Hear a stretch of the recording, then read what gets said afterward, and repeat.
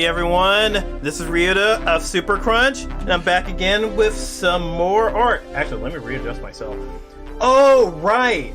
I just completely forgot. I need to actually readjust this chat window of mine. And while I do that, I want to thank Mercy for following me. You see that I've done that before I actually started the stream. That said, I'm actually kind of curious if you're actually real. But I think the person that followed me yesterday might have been fake. I don't know. I'm a little. It's like it seems a little sus. But yeah, especially when you start DMing me out of fucking nowhere.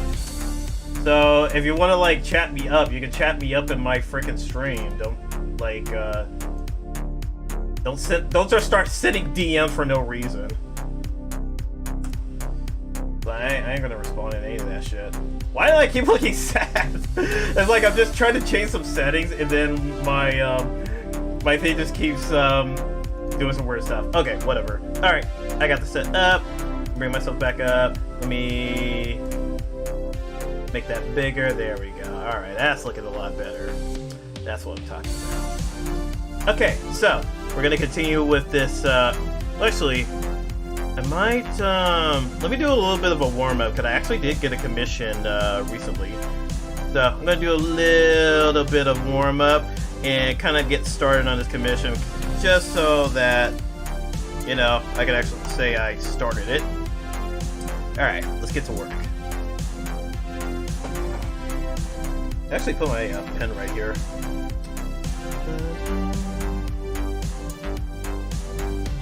But yeah, I'm gonna put on the Command & Conquer soundtrack pretty soon. I just need to, whatchamacallit, I'm gonna wait for this track to finish up. While that's happening, let me pull up my references on my other screen.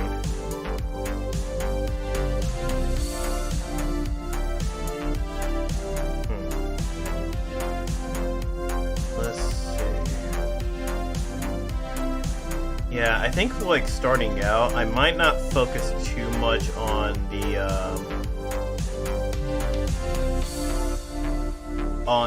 arm because he also wants me to draw it kind of like extend it out forward. So I think for now, let's start off with which pencil am I using? Am I using the right one? Yeah. Okay. Start off just a little bit of this. Actually, let me make that a little bit smaller. I like working small at first, just so I can get like the sketch lines in.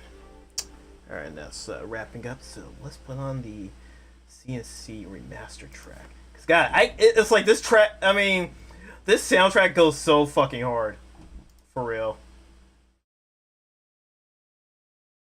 We are going to have to act if we want to live in a different world.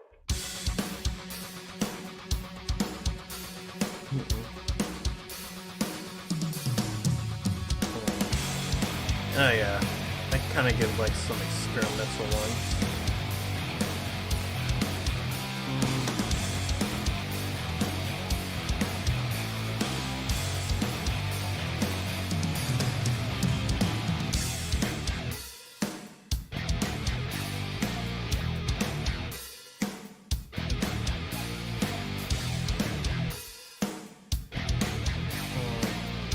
Oh yeah.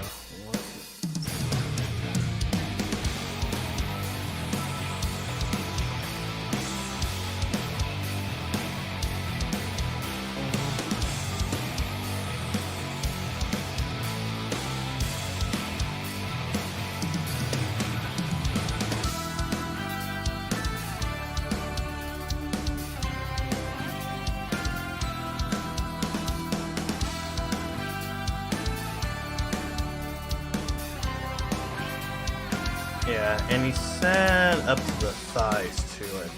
Okay, yeah, thighs up. So yeah, I don't have to do a full body, thank God.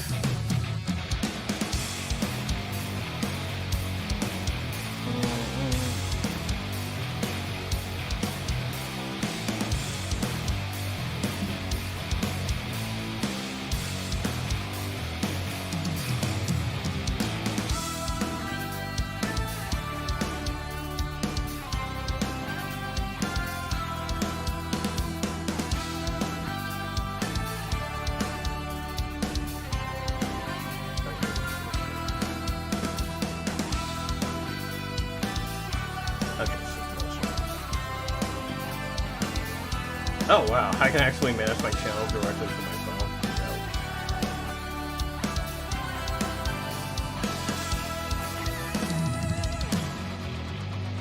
Oh, okay, that's pretty cool. Let me that helps me see Twitch chat if I need to see it.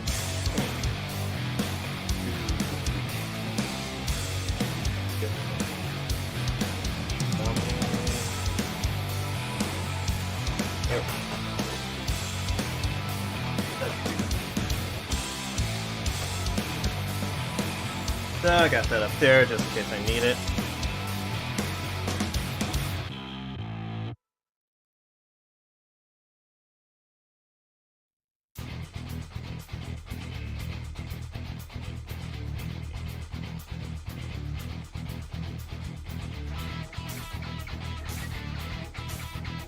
Yeah, that might actually be better. Push this along.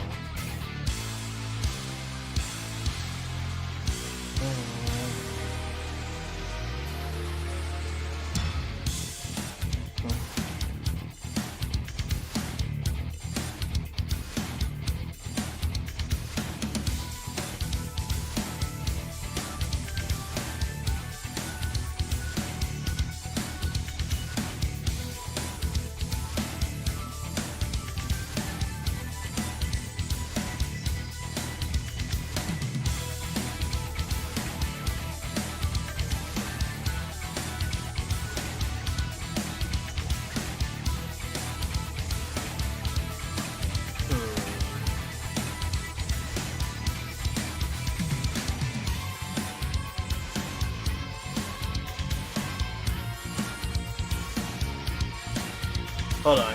I'm gonna do the post myself, see how it looks. If my model starts acting really weird, that's probably why. Let's see.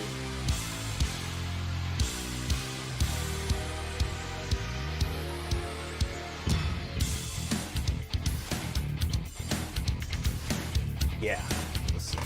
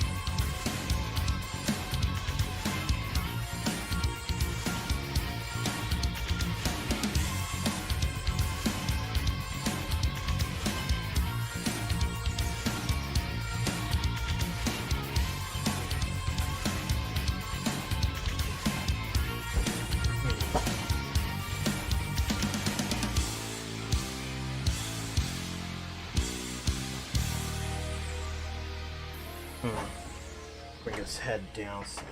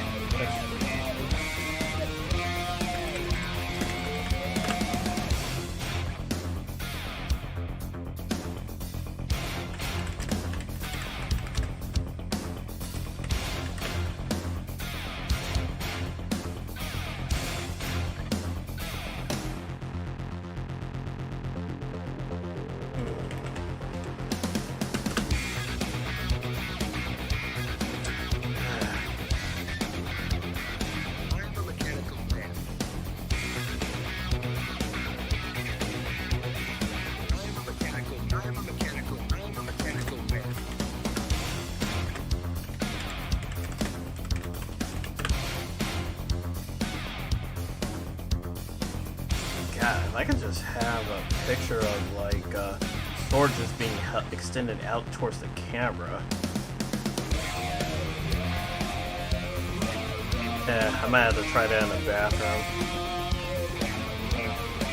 Alright, I'll figure that out later.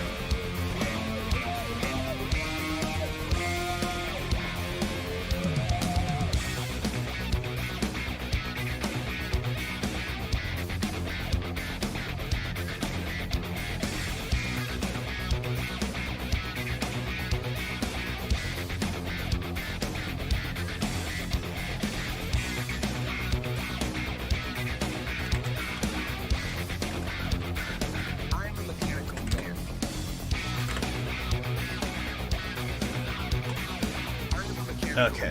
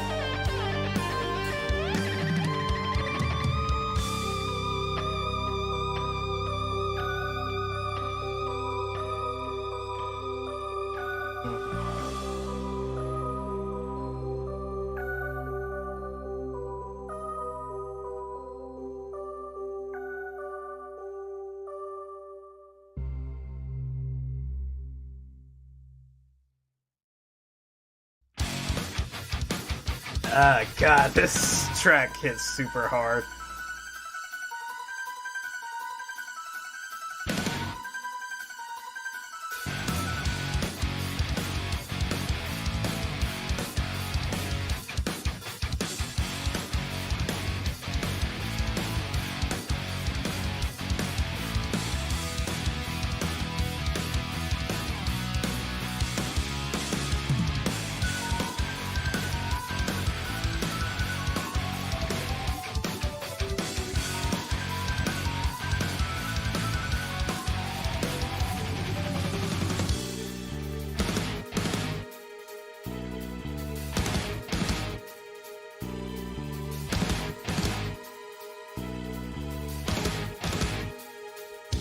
Ah, okay, that's how it works.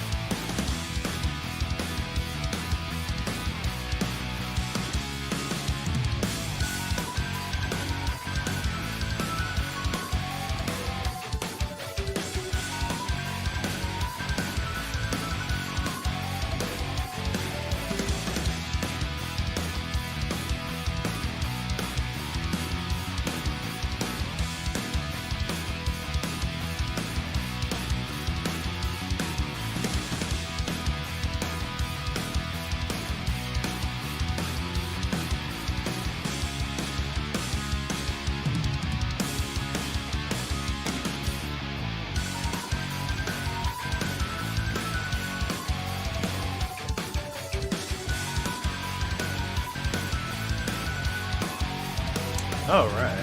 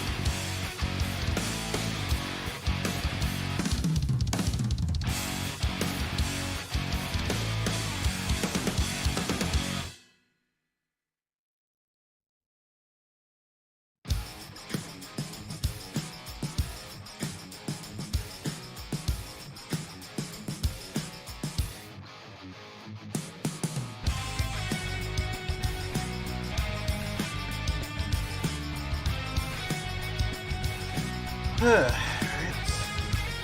Get a drink.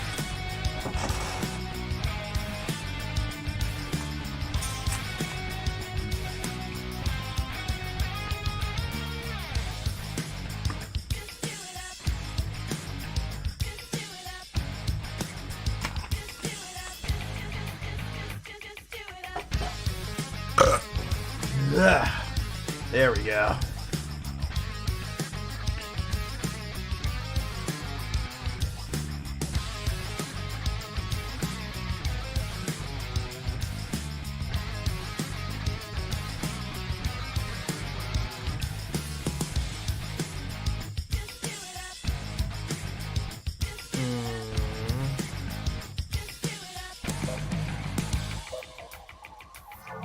Where the fuck did I leave his reference stuff at?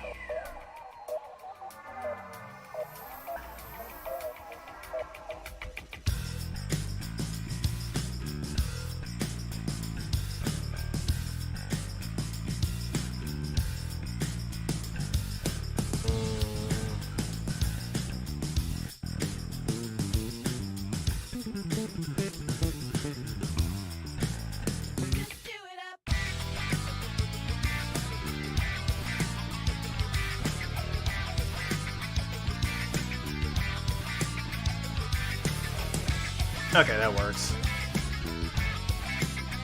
I was just like trying to figure out where the fuck did I leave this guy's reference pics at. But I know I had it before.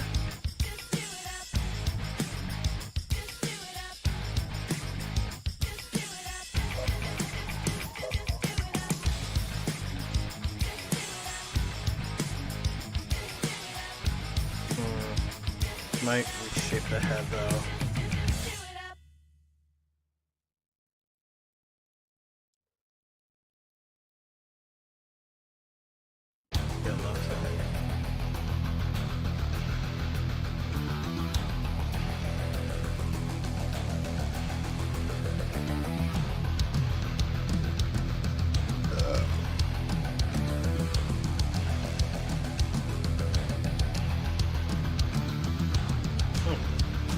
There we go.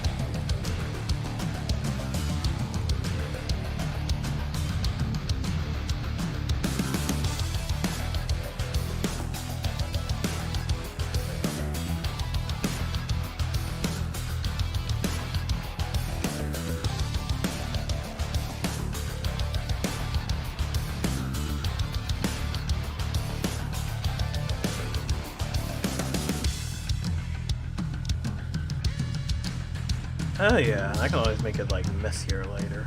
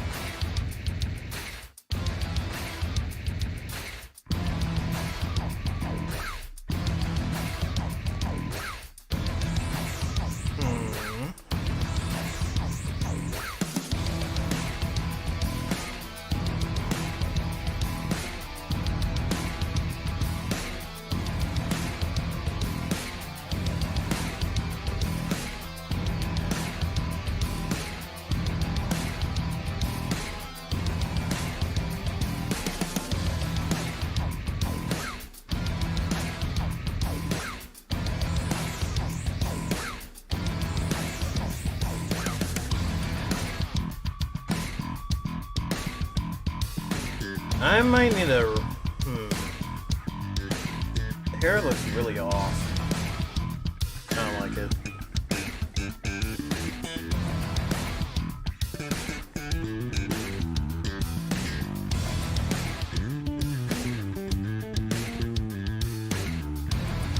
Alright, I'll just do the facial details first, because I like doing that.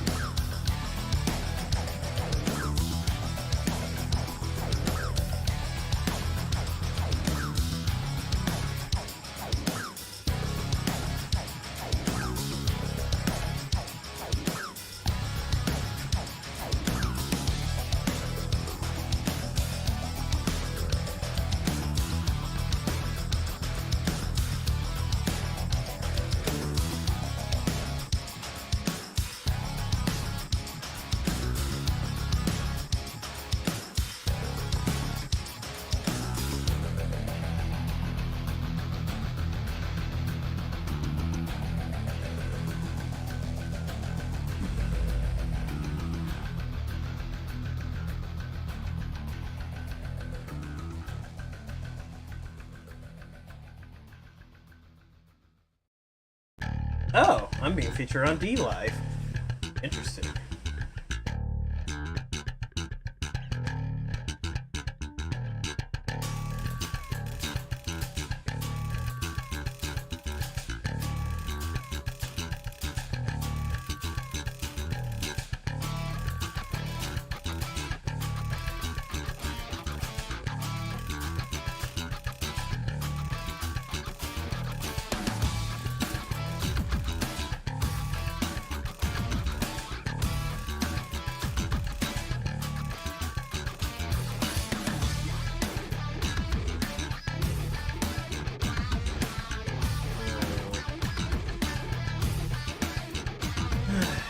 That's weird.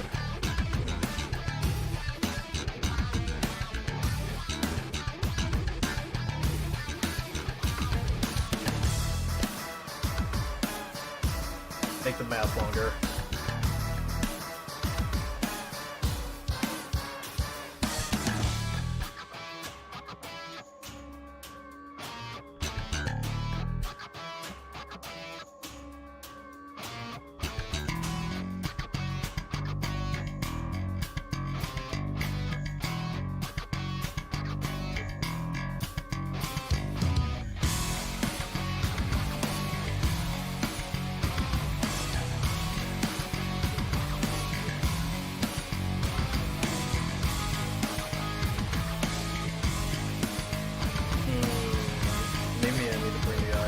First, let me actually shape out the head.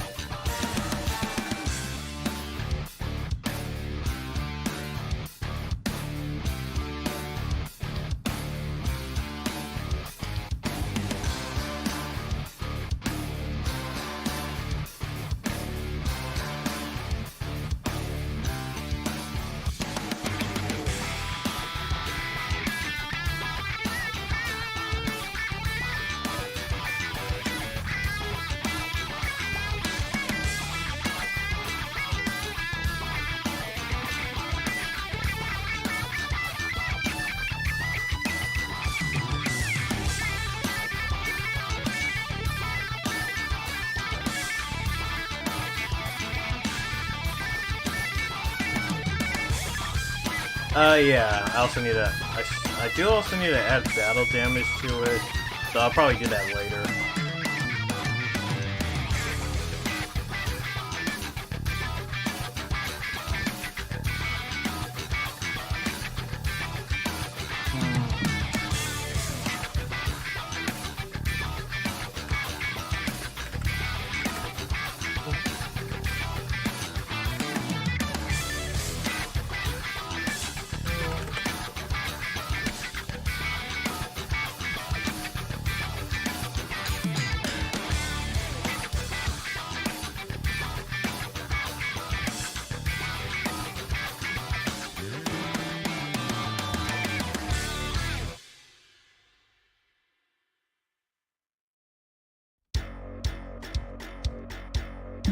Let me turn on my AC too.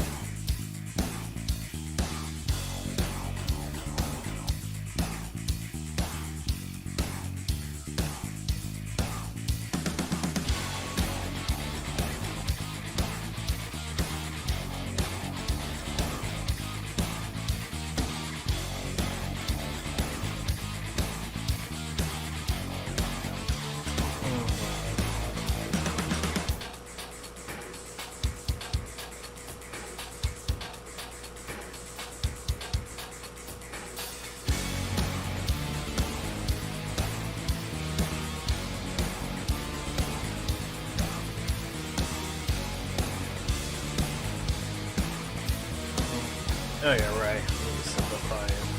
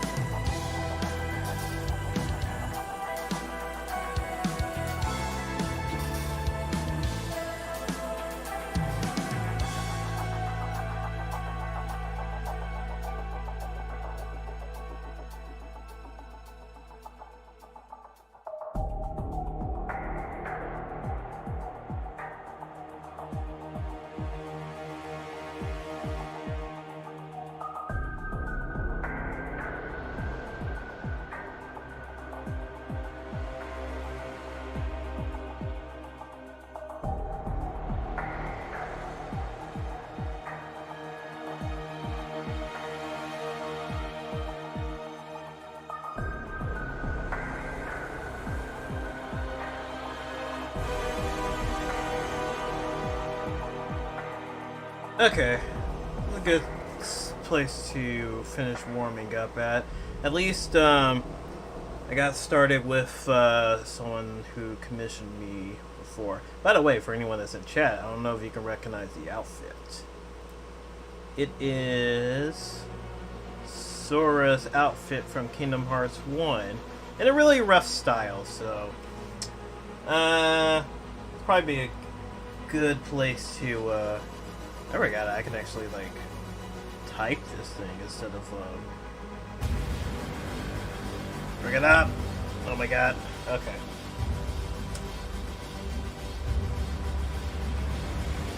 Okay.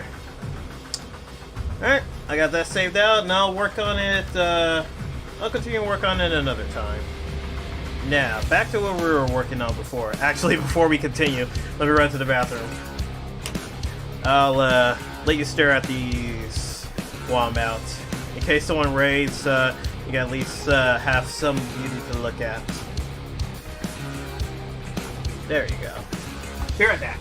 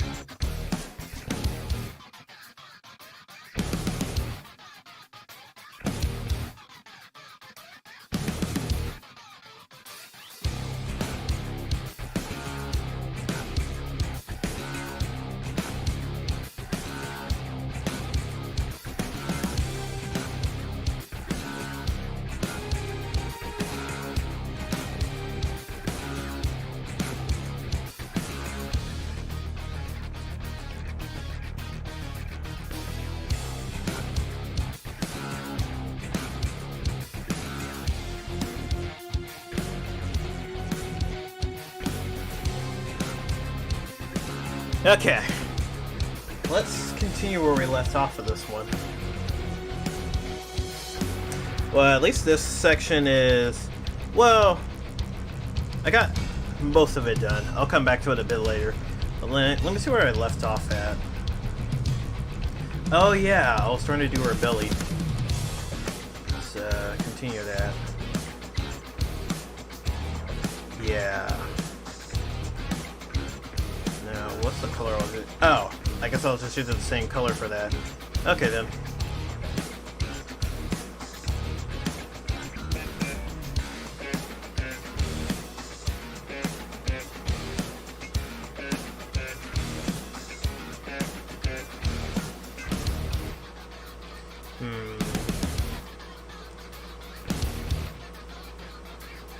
Get a soft eraser and hit this spot. Yeah, kind of extend it out because her belly's not that tiny. Yeah.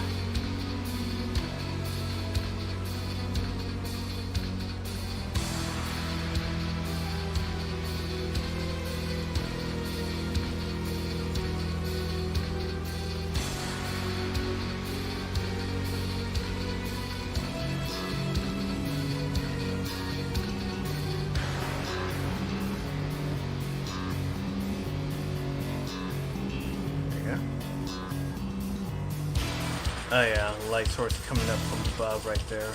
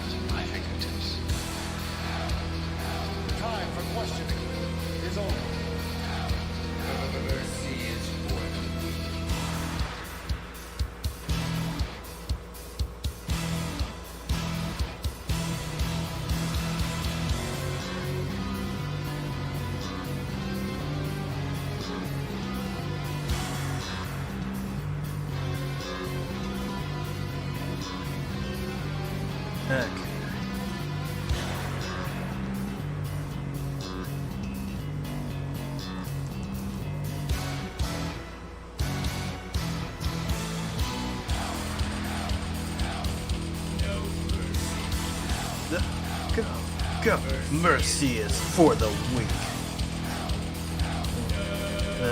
Mercy. Mercy is for the weak. Ooh. God, that shit goes super hard.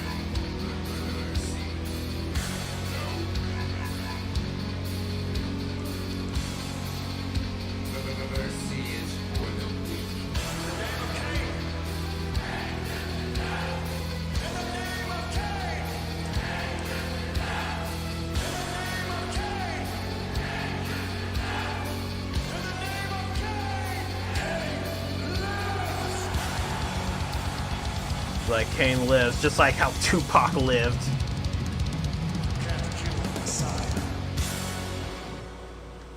I really need to play through Command & Conquer. I have no idea of, like, is Kane dead the entire time? Hey there, Arch Messenger. Hope you are enjoying the stream. Just doing some drawing right now.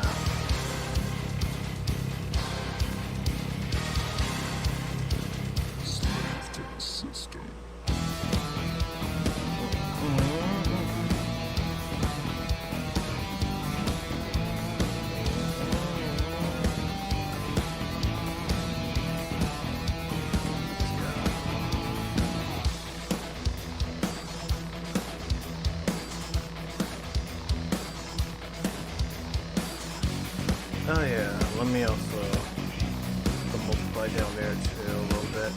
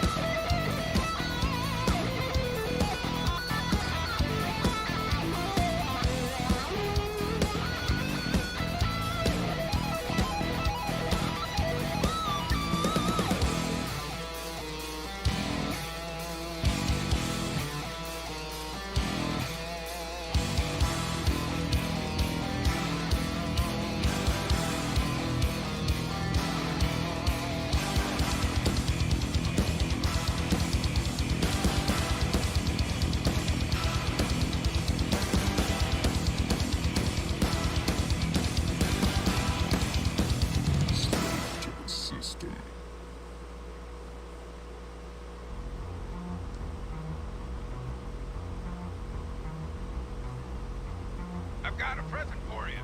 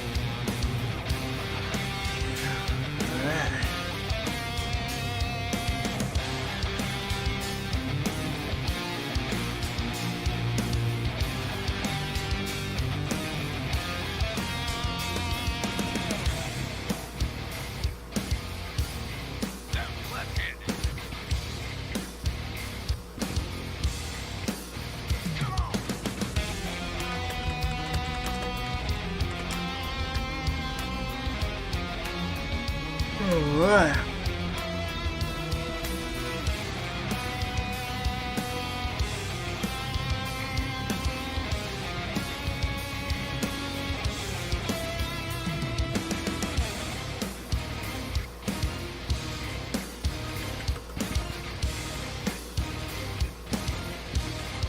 I've got a present for you.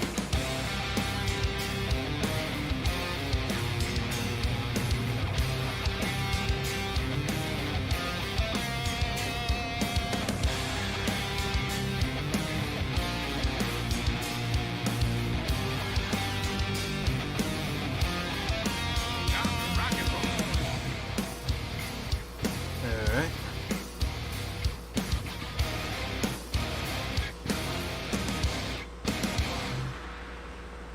What did I do for this one? Oh, okay. I did the same thing.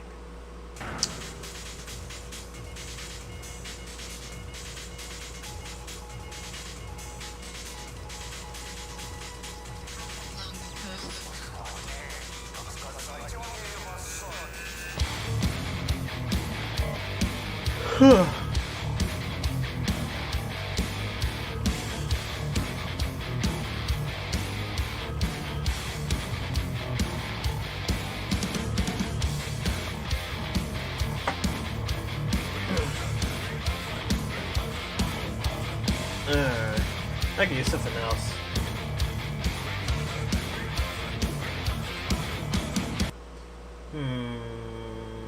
What do I want to listen to?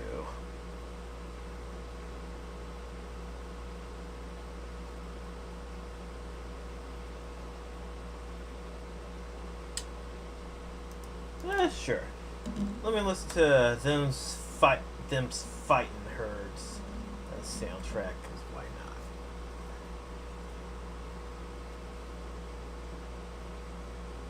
Holy shit, did they add like more tracks? Oh boy.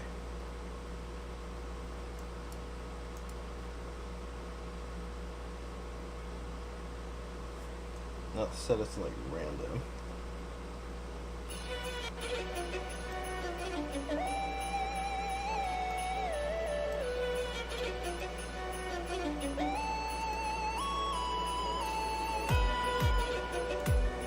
Yeah, oddly fitting since I'm doing an ice character.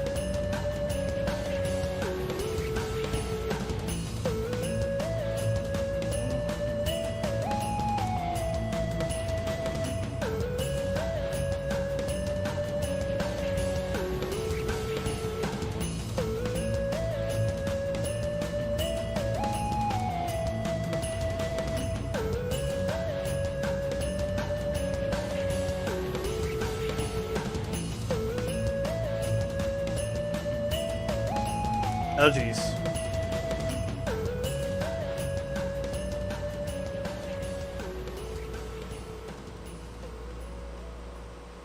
Whew, man. I need to save often. I keep forgetting.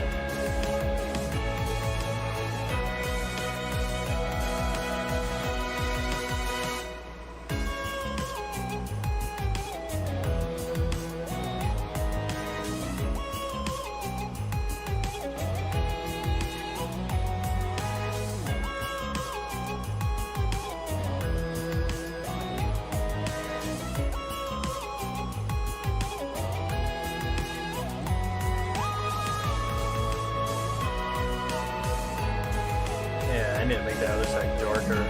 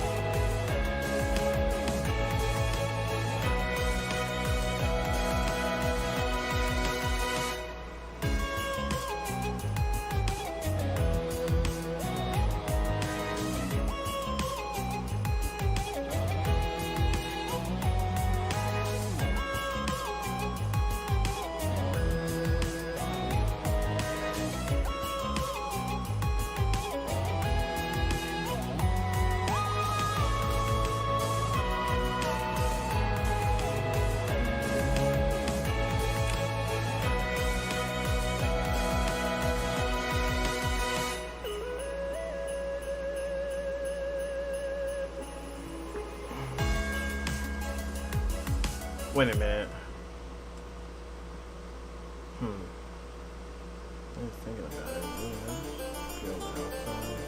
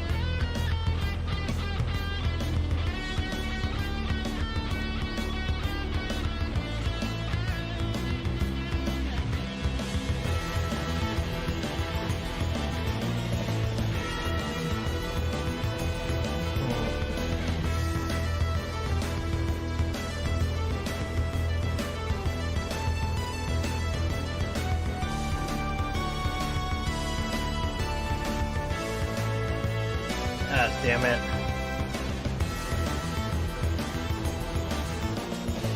When did I deactivate frickin' whatchamacallit?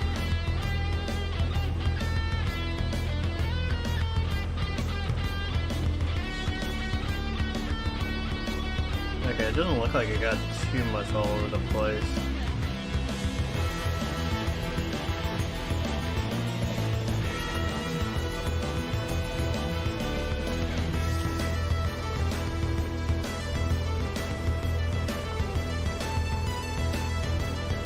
Man. I'm gonna try to hold out as long as I can, but man, I'm starting to feel tired.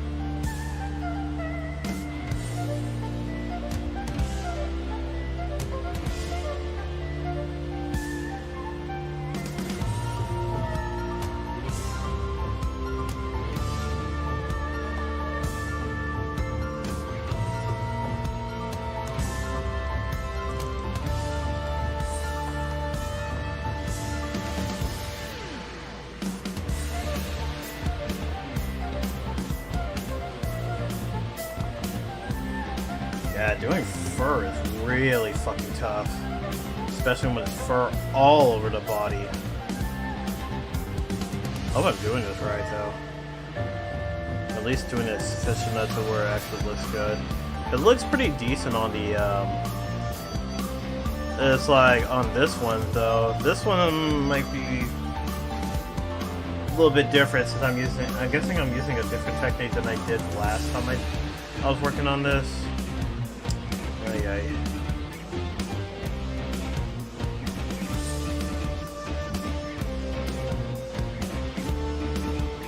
And as a result, just kind of free balling it.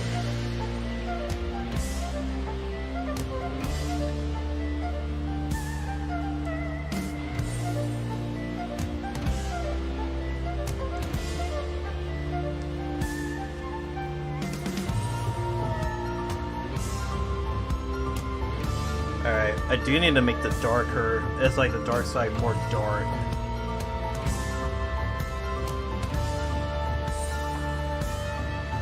Huh?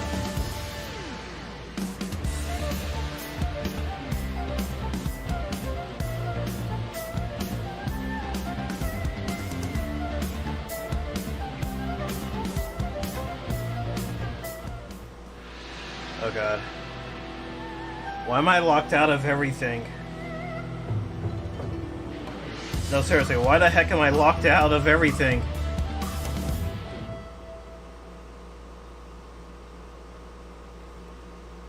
Wait, really, what happened? Why am I locked out of everything? Oh, okay. I was just like, what the fuck happened? The thing about using two screens is when a dialog box appears on the other screen, but they're just showing the screen that you want it to be on. I was like, what the fuck just happened? I was freaking out for a second. I was like, no, don't make me lose too much progress again! No! But we're good.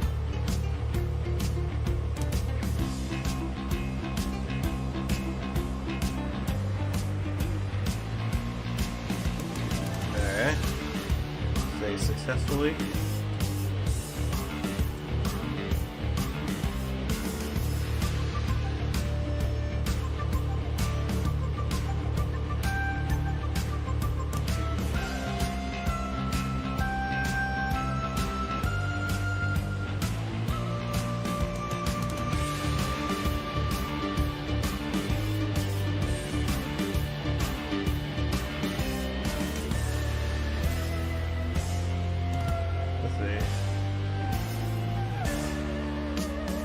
There we go. A little bit, maybe a little bit less.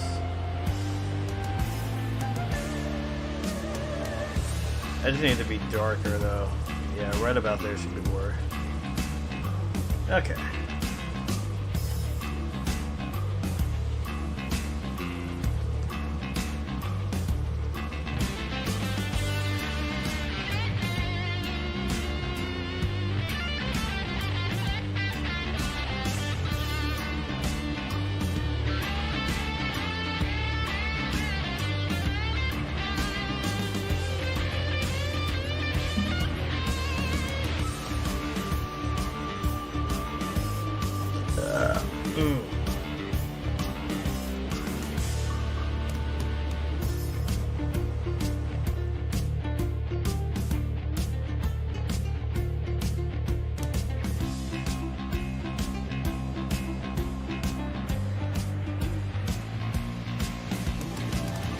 Okay.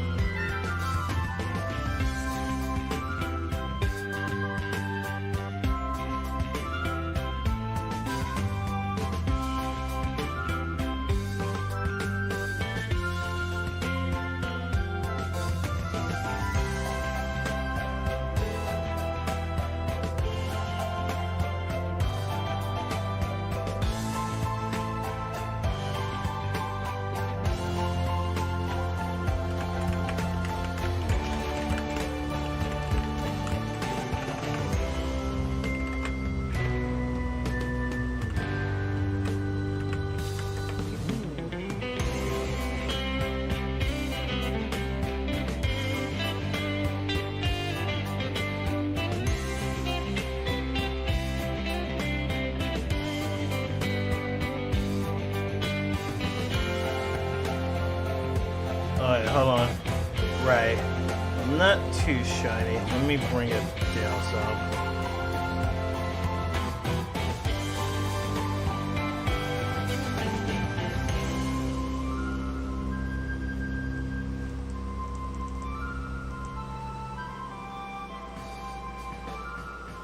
Oh, right. That's another thing I need to consider.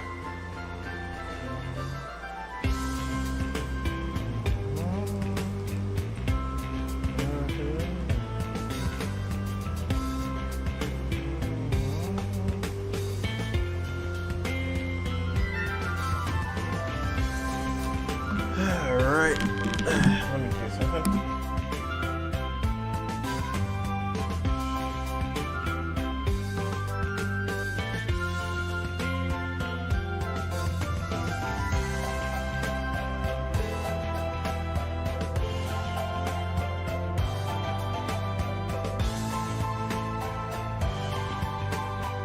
Okay. Let's turn off my AC.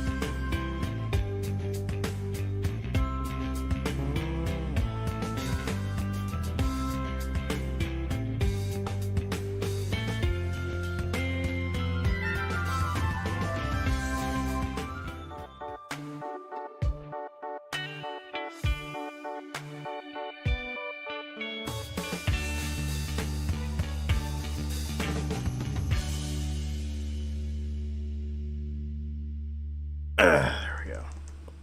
Okay. Okay.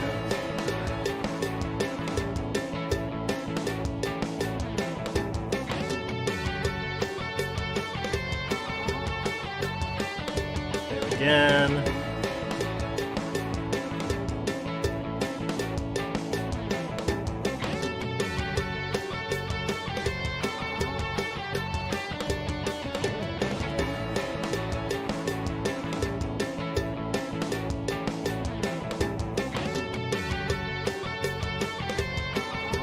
God. Friggin' out.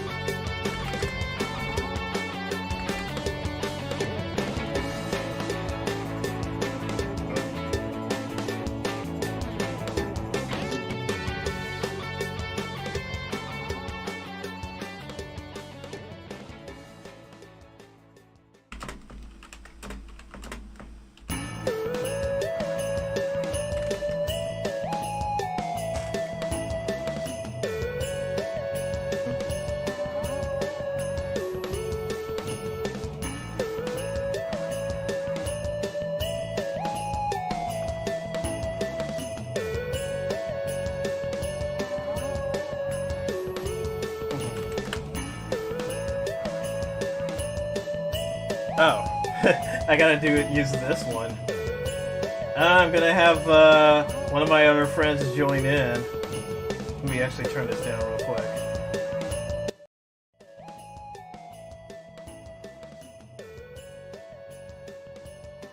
There we go. Oh, okay. Okay, cool. I still have your avatar on my laptop. Oh, good. Good. Yeah. Doc, before you do or say anything else, Mhm. I don't know if anyone has ever told you in chat or in person or anything like this, and I can't even tell if it's your model betraying you or whatever. Mhm. But next time you get the chance, take a look at yourself. Look at a recording of yourself, a VOD. You blink like a lizard. You blink one eye and then the opposite right after. Yeah, okay, yeah, I know exactly what you're talking about. Actually, I think, like, let me check the settings on here, because I think it might be set to, let me see. I set it to, like, blink separately, but I think on my laptop I don't have it set that way. Okay, because I was going to say, I didn't know I was talking to a reptilian this entire time, and I never knew how to break it to you. So I just wanted to say that now and just get it out of the way. Oh yeah, that's no problem. Yeah, because I didn't even know, whatchamacallit, honestly, like, well actually, I don't know. It's like, I'm still kind of playing around with it, because, like, I mean, with the settings, because the model is still really jank, but, yeah. Oh no, that's fine. Like I was saying, I didn't know if it was the model doing it. Like if it's like, say, your camera not detecting like your eyes correctly. Like maybe there's not enough lighting on it, and it was like pretending to think one eye was blinking or what. Yeah, I keep trying to, I just wanted to let you know, like before anyone else told you. Yeah, it's like I keep trying to, like, or at least I remember I was trying to, like, wink at times, but this thing cannot. I mean, like, it tracks my eyes better than others. I mean, than this other software I use, but it's still not perfect.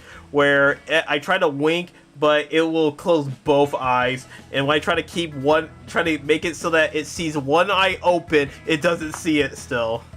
Oh gosh. And this is what, Vroid Studio? Or is that only just to make the model? No, that's just to make the model. To actually, whatchamacallit, drive it, I have to use a different software. And this is a VCC phase, which is completely free. Oh, okay. Well, yeah. All I want to know is how come you haven't been drawing your own live 2D avatar? SMHing my own head. I still have like no. Well, I have ideas, but I don't know which idea I want to do. Do I want to do a live 2D version of this, or a live 2D version of a different idea I have? See, I would say do a live 2D version of this. Like just because you have a reference already. Yeah, that's true. You know what It's just a matter of like outfit designs and stuff. Nah, just leave it the same. I want to make something more unique, because like all I got is just like sweater with our logo on it. Yeah, that's fine. I mean, at least for now, for a V1, and then you could have on New Year's a new costume debut. You know, all that fun stuff. Oh yeah, that's true. Yeah. Man, I was so like, what is this, a Yeti girl? Yeah, I have never seen anyone do like a Yeti Girl, Monster Girl, at least as far as I know. Then again, I haven't actually checked out the Monster Girl encyclopedia to actually see if someone actually did make one. There has to be one in there, but what you should draw instead is a Bigfoot girl. After this. Isn't a Yeti basically a Bigfoot, though? It's like a snow Bigfoot. Okay, so I just gotta draw a non-snow variant. Yeah, exactly. Like have the Yeti girl be the player 1 color, and then the Bigfoot color be the player 2 variation. Wow, that actually does sound pretty dope right there. Yeah. Just make sure you give her a big old foot and have it spin around like Oh god. Oh, I feel bad. From Darkstalkers. Oh gosh, what's Remember, what's Darkstalkers the Yeti's... is not dead. You gotta remember this. Golly, man, I wish it would just say Darkstalkers is totally dead, Yeah. buried AF. Dude, what if Because Capcom fucking announces it at the next EVO? Honestly, I don't think so. I think right now... Oh yeah, right. They got Street Fighter 5. I mean, not 5, but 6. 6. Man, I wish they would forget about Street Fighter 5. Well, I mean, I guess from what people said about Street Fighter 5 in the later updates is after they got rid of Ono, they did a lot of good work on Street Fighter 5 to make it more than just like absolute bare bones. Oh, hey, look, half of your moves are locked behind V triggers. Like that, they actually tried to make fun and interesting characters. Okay, so basically the opposite of what Future Tech's doing to Skullgirls, essentially. I believe so, yeah. God. Okay, I haven't looked at anything in regards to Dahlia. I mean, she's don't know what okay, but I'm just like, I've lost interest at this point. I mean, I applaud the game for not dying with the amount of times it has basically come close to the brink of death. But after they fucking axed, what's his face? Mike Z. Yeah, Mike Z. I'm like, okay, this game's basically dead. Okay, so what I want to know is since before Mike Z, they sacked Alex Ahad, right? Oh yeah, the they did. I forgot that about designed that. How come they are still aping his designs? How come they don't just like reanimate everything so that way no one has to remember that bigoted, sexist chud cell or whatever they're calling him? I don't know. It really Whatever makes you think, dumb considering like they're like, okay, I think we could redesign one of his designs. Oh, let's take Valentine's Cross and turn it into a shuriken, so everyone knows that she's a ninja. See, but isn't that okay? Wouldn't it be smart in theory, like in lore, story, whatever? Wouldn't it be smarter for someone like her to not have anything ninja related on her, like looks wise? Because wouldn't that just blow her cover as a ninja? Well, like, isn't that the last thing you would want as a ninja? Like imagine, you go to assassinate someone as a ninja, right? And you put on a disguise to, blend in. Would you carry all of your ninja weapons out in the open to where people could see it and be like, oh, that's weird. Why is that nurse carrying around ninja stars? Huh. Well, then That's again, odd. like she's kind of like a nurse in the loosest sense, where they're No, all I know. it's like they're all part of Last Hope Medical, but they're all like combat nurses and shit. Oh, yeah. No, I know, but still, it's like having a nurse design allows her to move around freely in the open because no one's going to suspect a nurse of being a ninja, right? Well, yeah. I mean, she still runs around as a nurse, but then it's just like, you give her that shuriken, your basic process with the shurikens, it's just like, at least to me, I mean, it doesn't... design-wise, it's just like, it feels so fucking on the nose where you don't need them to see that, oh, that's a shuriken, she must be a ninja. Meanwhile, I'm just like, it's already implied she's a ninja from, like, just the way she moves. Yeah, it's just silly because having the crosses, like I think it's more important for a design like Valentine to show off that she's a nurse than it is for, like for her to show off that she's a ninja, because how she fights and moves, you're able to deduce that she's a ninja. Yeah, so it's just like you can tell that she I mean from her moveset that she is a ninja, but her design is just so that she's a nurse. Yeah.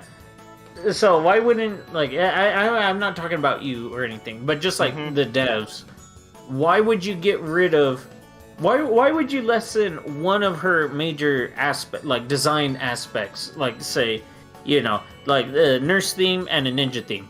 Why would you get rid of the thing that makes her actually stand out amongst ninjas. You know, in comparison. Maybe they're trying to get rid of those chut cell designs, just so that they can have their footprint. Which is weird footprint because on why it. wouldn't they just like cover up her cleavage? I don't know. These guys aren't that was really the consistent. dude, yeah. Take away some frames that deliberately show fan service while keeping some other fan service in. I don't know how these guys think. I really don't. Oh yeah. Also, I've been meaning to ask you, as I have been watching you do the draw streams, why are you using Pecora's carrot logo as a brush? Wait, you think what? Okay, your brush. It looks like looks. Pecora's Okay. like carrot. That's part of her logo. I don't know. It's like I downloaded this brush, so whoever did it, I guess, must be a fan of Pecora. Pecora. Dude, I don't know if you saw. You know the site Skeb, right? Sort of. I don't really know much about it. Or at least you know of it, right? Like you've heard. I've heard the of it, term yeah. Skeb. Yeah. Okay. Think about it, kind of like. I guess maybe. See, I don't know too much about it. Like the only thing I was able to deduce is that it's kind of something like Etsy and Patreon-ish. Oh, okay. Because I was about to say, like, it seemed like a type of Patreon like site. Yeah, At least it's from what like I could deduce. Oh yeah. So okay, Yeah, what so about you know it, though? Skeb. They posted. They need some web engineers, right? And they put out not quite an ad, but just like a listing saying, A hey, job posting? We need some. Yeah. Thank you. I had a brain fart. I couldn't think of the proper term. Oh no, that's fine. They're listing all. Okay, we need like say, someone with maybe like a couple years worth of service. Someone that's willing to work these days specifically. You can't work beyond these days. And then a hard requirement. Most importantly, VTubers. You cannot be a VTuber enjoyer or be a fan of people that draw VTuber content. That is so fucking weird. Well, I mean, like, in a way, I can actually see their point of view, where they don't want to have, like, some type of, like, nepotism, like, in play, where certain VTubers are promoted over others, but still, it's really, really specific. Which is weird. Well, it's like, it's not VTubers well, I guess some VTubers do post on there. But, see, my thought of it is, especially since it's a Japanese site, they wouldn't want to hire VTuber fans because they're just going to be too busy watching streams instead of doing their job. Oh, yeah, there's also that. See, that like, whenever I saw that job listing, that's what I assumed they meant by them not wanting, like, VTuber fans. Is like, oh, geez Louise, these guys are watching 8-hour streams at a time. They can't work. They keep on failing us. Yep. This is like they're watching 8 quadrillion hours of Watame all day instead of getting work done. Yeah, that shit. They're having Koyori injected straight into their veins. Hell yeah. She streams for 24 hours a day, 7 days a week. Hell yeah, dude. It's like she streams that long and she's a hag. Ooh, man, that's hitting all of my good points right there. Oh, and hello. Hold on. My screen's too small. Vucky? ABX in chat. Hello Evo. there, Vucky. Welcome to the stream. It's like I got my friend here and we're talking VTubers and how much I want that pink coyote. Ooh, pink coyote. Coyote. Oh yeah, speaking of VTubers, Sana, too. no, don't look at her streams. Don't Dude. look at her channel, Sana, no! No. Man. God, I still love like that Discord leak where it was just like it's like an all-out war out there, and someone made like several variants of that. And I just love when someone one makes... that's like, it's like, oh, I should have been in fucking council. Fuck you, Senna. Nah, it was just more like the one part that makes me laugh the most are the variants of the parts that Vox says. Is like which like one was Chinese. just straight up. It was just straight up Chinese or Mandarin. Yeah, like that same one. Yeah, like where fungal COVID is just like booty blasted at Santa, and it's just like, man, that's good. I love that image. Yeah, it's So good. It's really funny. Oh jeez. Oh man. Oh god, I need to save. God, it's like up and I also have like whatchamacallit turned on so that after I finally finish this fucking drawing, that it will do a you know those gifs of people that show like their entire work of progress doing a drawing? Yeah. Yeah, I have that turned on. And I'm basically doing that for 2 different drawings. And I'm pretty sure this thing is taking up so much goddamn space in my on my laptop. Let me see. How big is this file? Oh, okay. 556 megabytes? That's not too bad. You know, okay. Something I've been I've been thinking about the past couple of days, and since I don't really have any kind of experience with it, maybe you would be able to shed some light on it. Sure. In terms of like say painting programs like say Krita, Adobe, or I mean not Adobe, Photoshop, you know, all that, Clip Studio Pro, all that. Yeah. Okay. Do you know what version control is? Version control. Yeah.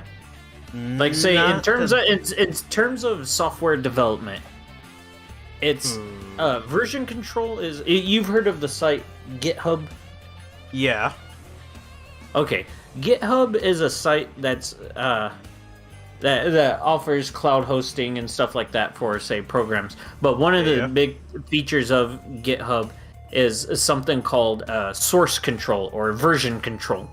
And basically what that is whenever you upload to Git, like say your program or whatever, it will it'll keep a copy of the last upload, and then on the new upload it'll have specific things listed of what exactly changed from the previous version to the next version. Oh, so it keeps like a history of all the changes that happened to the program.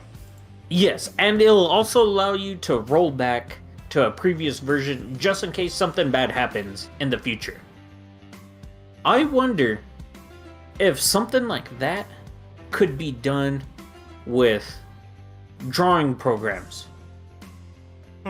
Essentially, you know, show, okay, this is the layer that something just got painted on.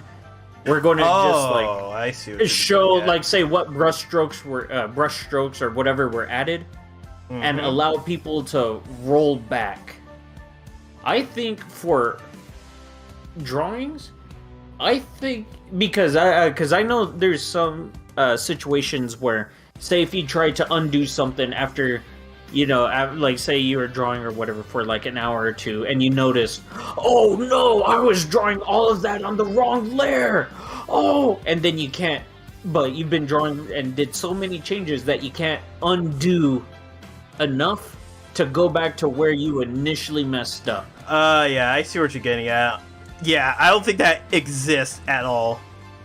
Man, if someone came up with that for drawings, that would be the smartest thing, or at least, well, I don't even know if that could work with drawings specifically, but yeah, because that would probably require some a lot of processing power, because you also have to account for the amount of strokes someone puts into the drawing as well. Oh yeah, no, and yeah, like say for example, in programming, you know, it'll only show it'll highlight what the old lines of code were, and then it'll also highlight what the new lines of code are, and it won't show any, like say if something wasn't changed, it won't display it at all. So like So I'm wondering if, if you could have it to where it's like, whenever you upload it to source control, if it'll only show what layers specifically had changes on, so that way you could roll back those layers. Like, say, if you goof something up on the layer, you could roll back that specific layer to a previous point and then start over from there. I mean, that Like, is a instead good of like idea. instead of redoing the whole, like undoing everything in the entire drawing, you could just choose which layer you want, and then just like undo things happening only on that specific layer. Yeah, that would be a good idea if someone could implement that. But I bet it. yeah. Oh yeah. But yeah, it's just like I don't know. It's just have to be like the way it's programmed. But I'm pretty sure, I don't know, someone might have already made an add-on like that can automatically do that. Because even if it's not probably. included in the actual program, someone might have like created like an add-on or something similar to perform that function. Yeah. Because I know I can't have been the first person to think of something like that. Like, I know someone probably has thought about that. Maybe it is too difficult to program, but I don't think it is. Because all you have to do is just, like, say, on the program side of, like, say, whatever program you're using, like, say, this isn't Krita, this is Clip Studio. Wait, is this Krita? Okay, it is Clip Studio. Yeah. Okay, yeah. Since technically the program itself doesn't store the drawing itself as, like, say, an actual drawing, but, like, whenever you go to the save file of it, it saves it as, data, like ones and zeros, all that kind of stuff. So that way, then, whenever the program reads that file, it then, like, converts it back into, say, image on screen. I bet you would only just have to keep track of those ones and zeros that change on each layer, and then just be able to revert it back to a previous state, or move it forward in the state process. I don't know. Maybe I'll talk to some people about that. Maybe some people know of something like that exists. Yeah, they might. It's just like a matter of if someone's already implemented that feature or not. Yeah, because the only reason I think something like that might not exist is because, obviously, programmers aren't really good at art or anything like that. Like, the overlap between those two skills is very minimal. Oh yeah, of course. Yeah, so it's like, maybe just because those two groups never really intersect, maybe no one's, like, thought of anything like that. So I don't know. Who knows? Well, there might be ours of like might have gotten in contact with someone who does like programming and asks like, hey, you think like this is a way to make such and such? Yeah. You never know. Yeah. Maybe it's a revolutionary idea and it'll save art programs. Like, it'll make art programs, super great in the future. Who knows?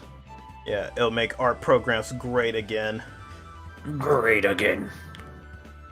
At but least with vector programs, I know something like that could be done.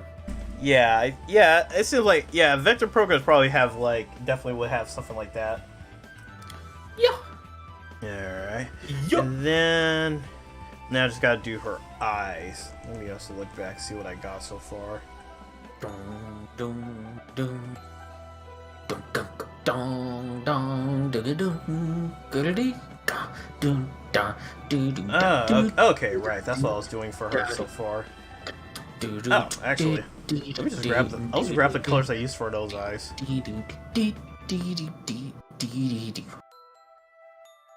Everybody, Oh, there we go. I was like, where the fuck did I put this?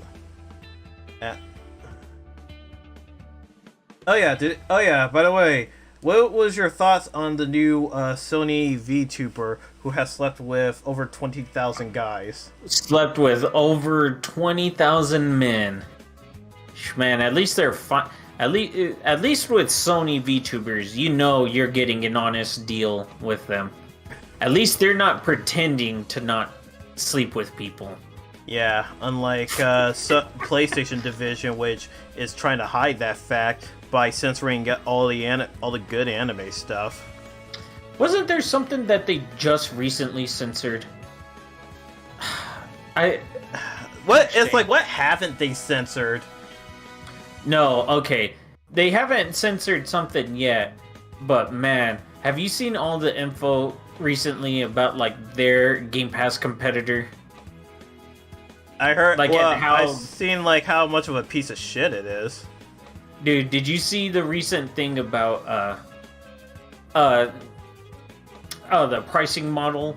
Okay, so for people that might not know, Sony's trying to release their own Game Pass. They're combining PS Plus and PS Now, whatever it is, like their streaming service, I think it is, into like a Game Pass-like competitor that allows you to download certain games and stream certain games. Now, some people in Asia tried to or they bought PS Plus at a discount, right? Like, say for example, you bought PS Plus normally, like, just hypothetical. Let's say PS Plus costed like $10, right? Like normally for like a single month. But this new PS Game Pass thing, maybe it costs $20, right? Just as an example. Now, say if you bought PS Plus at a discount that Sony literally was offering, like say maybe they had it at 50% off. So instead of buying a single month for $10, you bought it for $5 instead. Sony, being, you know, the jerks they are, they allow you to upgrade your PS Plus to the new, like the superior, you know, the Game Pass alternate. I still don't even know what it's called. Yeah, I now think normally like, in a well, actually, I can't remember. Let me actually look it up. the code name is like Spartacus or whatever. Spartacus. Spartan, Spartacus, something like that. What the oh my god, that's stupid. Yeah, that's stupid. But say they offer you, or Sony offers a way to upgrade your PS Plus to the new service, just like Xbox does, right? Like if you have Xbox Live Gold or whatever, you could upgrade to Game Pass. Now, the messed up thing is, you would expect if you had like that $10 a month version, but you spent $5 to get it, that you would just only have to pay a $10 difference because you're still on that normal tier and you want to go up one tier, right? Like that's how it would normally be in any other upgrade plan. You would just only have to pay the difference between tiers. Sony, in all of their hand-rubbing, you know, wisdom, is deciding to not only charge you for the upgrade, so like say the $10 difference, right? But if they detect that you bought the previous service at a discount, they'll charge you the additional difference of the discount on the upgrade path. God. So if I bought a month of PS Plus at $5 for the $10 tier, like because Sony literally themselves was offering that discount, I would have to pay $15 to upgrade to the $20 tier instead of just paying $10. So they're literally enticing people with discounts to literally pull the rug out from under them and force them to pay extra just to get the same upgrade path as other people. God, that's so fucking scummy. Like, that's the Dude, most that scummy is- fucking that shit is- I have ever heard of.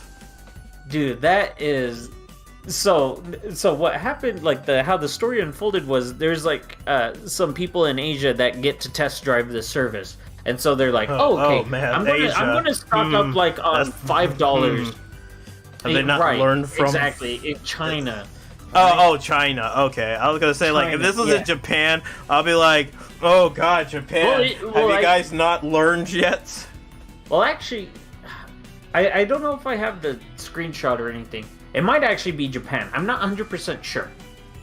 But they stocked up on like 5 years worth of PS Plus at a discount. So they tried, like before the service, the beta test service came over there. So they're like, oh hey, I got 5 years worth. So whenever they went to go upgrade to the Game Pass service, they had to, like, instead of just buying that service specifically, they had to pay the upgrade path price plus the difference in the discount that they bought the 5 years worth of. It was something like, gosh, I think like if you converted it into US, they had to pay $600 difference in like the discount price alone, with also the additional price of the upgrade. God, that's... So it's like, dude, that guy got wrung out to dry by Sony. And other people experienced the same thing. Dude, oh my god. So naturally, with all of this kind of, you know, messed up things happening with Sony's PS service, on top of, like, say, for example, they're offering PS3 games, but the caveat with that is you can only stream those games. Oh, that's horse shit. That's fucking You can bullshit. only stream PS3 games, right? Wow. So with that as well, you know, people finding that out, like there's a lot of, you know, messed up stuff happening, or people finding out about, like, oh man, hey, this service sounds kind of wonky.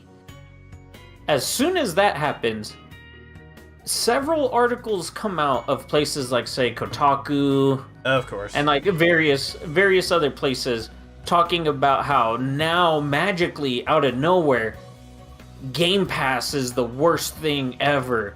Oh man, my god, people are getting bored of Game Pass.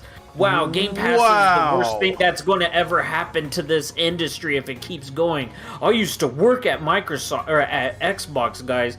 Believe me, whenever I say Game Pass might seem good, but it's going to destroy this economy because developers aren't going to get paid as much, and it might be a good deal for customers, but like a whole bunch of stuff, like just seemingly out of the blue.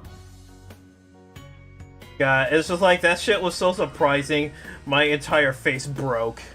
Dude, yeah, I saw. It's like, I didn't know if you were, like, yawning or what, and it's just like... What the It just, you know, like, it just, you know, just stroking my chin. You know, I know people aren't, like, a fan of Game Pass either. But it just seems weird to have a few articles come out about how bad Game Pass is whenever Sony starts revealing the information about their equivalent service. Yeah, I mean, it really makes you think. I'm really rubbing my chin on this one.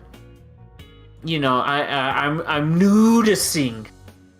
Oh, I'm beginning to notice. Yeah, it's like I'm just in complete shock. Just wow. Yeah, it's so silly. For real. But God, I'm just like, God, that's so fucking scummy. Like, I'm like, you know, I'm waiting for Microsoft. All right, Microsoft, just deliver the clean hits to Sony. Oh, well, actually, shoot, Xbox is now be winning in Japan. Man, dude, I find it funny. Like, Xbox, the Series S has actually been selling pretty consistently in Japan. Like I think like something about like 4,000 to 6,000 units. Was it a week Dude, or a month? I can't remember. It's something like that. All I know is just like damn, they sold more than Sony's system, which says a lot. The market that Sony fucking abandoned. Well, like not only that, but this was coming off the heels of Golden Week over in Japan. Oh, right. Where Sony or the PS5 sold less this Golden Week compared to last year's sales. Shoot, I'm surprised it sold at all. I mean, like, that shit doesn't have any games. You're not wrong, man. Well, besides Forspoken and God of War. The new Final Fantasy 16 is going to be coming. Well, I'm trying to think of what the other Japanese games are coming out for it. There's like 16. I bet you $5 Street Fighter 6 will be exclusive to it. Dude, they can have it. Like SNK came out with King of Fighters, and the Saudi prince saw to it that all the fan service is left intact. So fuck it. Dude, that's funny. I wonder why specifically SNK and now Nintendo that Saudi princes are investing in. Like, cause you saw that, right? About the I think I read about it. Now owns like 5% stock. Oh yeah. I read about that. That was shocking. I was just like, wow. It's like the Saudis are just like, we see the potential in Japanese games, so now we are it's like we're investing to actually keep it good, unlike you fucking American pigs. Man, dude, that's funny. That it's just like random people in Saudi Arabia is like, yes, I feel like owning 5% of this entire company, or just straight up buying out this entire company. Yes, I think I'll do that today. Hey, good on them. Shoot, like, I always hear from Raging Golden Eagle about how, like, Omega Labyrinth Z was banned in, like, Western territories, but it was set to come out in Saudi Arabia. Based. I mean, keyed. It's like you can't even fucking keep up with your shit, man. I know. Like, yeah, you're trying so goddamn hard to make key the thing, and you can't even keep up with it. That's pretty keyed and like, for anyone for anyone confused, so instead of saying based because he's a locksmith, he's been trying to use the term keyed and locked. Keyed. It's just like we're just like, stop, you're just forcing it. It's just like his version of trying to be That's pretty like locked, bro. It's like his version of like Mean Girls and trying to make what was that? Oh yeah, fetch a thing. It's like me trying to say it. I'm about to morb. It's morbid time. I don't know. That shit is super forced, but it's still funny at the same time. Just dude, how much do you want to bet that that's literally Marvel themselves that came up with that meme? Nah, that's Sony. Because like, Marvel doesn't give a fuck about Morbius. Only Sony gives a fuck about it. Wait, why would Sony care about it? Because Sony is the one that's running, trying to make their own Spider-Man universe. And they're trying to use... Morbius tied to Spider-Man? Yeah, Morbius is a Spider-Man character. Wait, is it a Marvel, like Marvel Studios? Or No. did Sony actually make Morbius? It's Sony. Sony actually made Morbius. Oh, okay. Because I was going to say, it's a... I don't know if you'd look up watch memes or normie tier TikTok-esque memes and whatnot. I might come across one every now and then. Why? Oh no, because one thing that I always seem to notice, I'm beginning to notice. I don't even know if you know what I mean. I posted the nudist. Yeah, I saw it. Yeah, the nudist. I'm nudising. No, it's always it seems weird that there seems to always be a bunch of meme templates that come out whenever a new Marvel movie comes out, and it's always the same people making like those meme templates, and it's like, Did they make one for Shang-Chi? I know they at least had some memes about that one, but it didn't really catch on too hard. But it's like, that's weird that meme templates always seem to pop up for every single Marvel movie. And I feel like that's where their marketing is going towards. Is like literally just, we know now that since teenagers have ad block, how do we advertise our movies to them? Sir, you gotta make a TikTok meme. Or brilliant. Just play the it's so, or if it's bad, just play the whole it's so bad it's good, so they actually go. It's an ironic meme. Yeah, exactly. Like Mr. White, it's like, hey, I heard that new movie Morbius is sick as fuck, yo. I heard it sells 1.5 trillion tickets. Jesse, what the fuck are you talking about? Yeah, like honestly, that's the thing that I feel like now, especially with things like Disney products, especially like because it also happens with Star Wars and like every other like Disney thing that they own. Like it always just seems like, it's weird. There's only a single trailer, but there's like 50 different, memes coming out about it all on the same day, even if the trailer itself wasn't good or bad. Like I haven't seen anything like, say, Sonic memes, like for the Sonic movie, nothing for Jurassic Park. Like that's interesting that they haven't made any of Sonic. It's like the Sonic movie was good, yet they didn't have to make a single meme about it.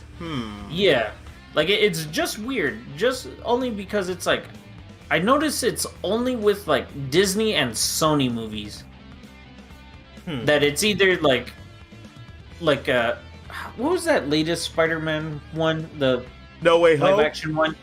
No Way Home, yeah. For the longest, whenever that first trailer came out, it seemed weird that, like, the one moment in the trailer where, like, Doc Ock, like, comes out of the smoke, right?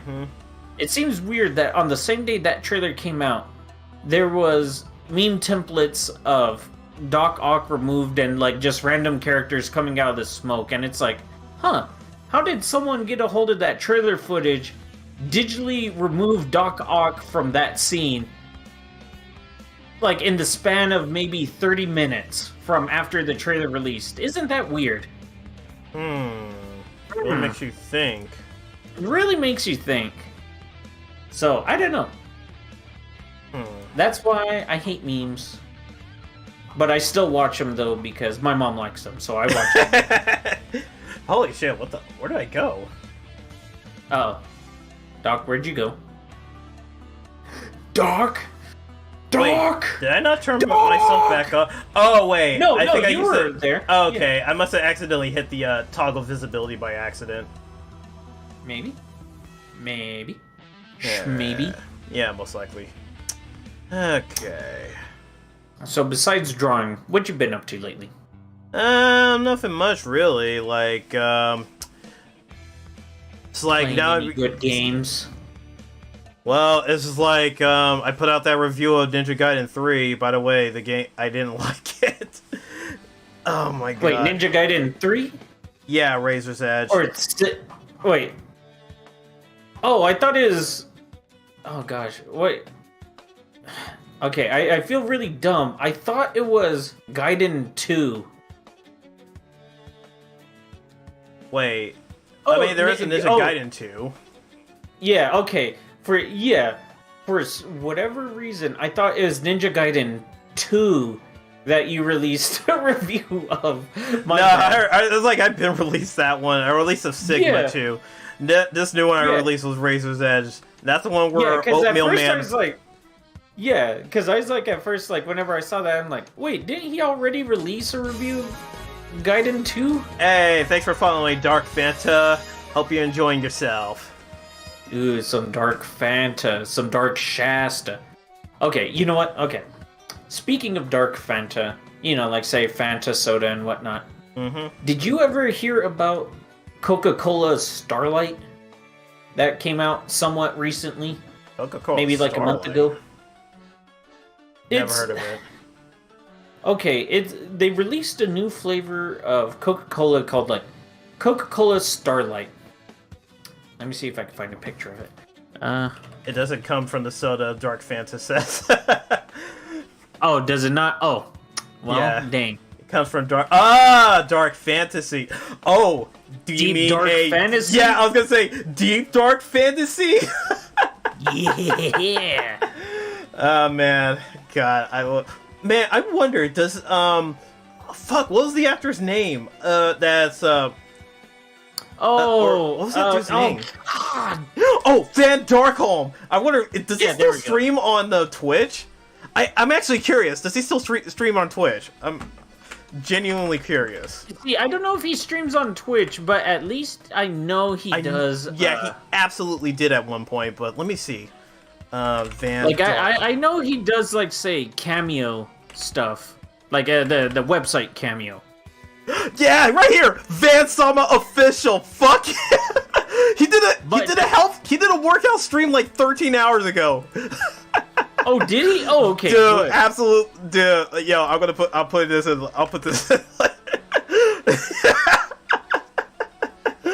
Oh my god, that's amazing. My girlfriend broke up with me, and then I became Dark Fantasy. I know how that feels, man. I know exactly how that feels. Where's the face? Okay, there we go. There's the sad face.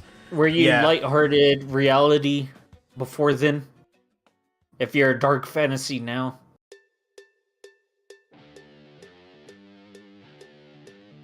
Wait, what's the opposite of a fantasy?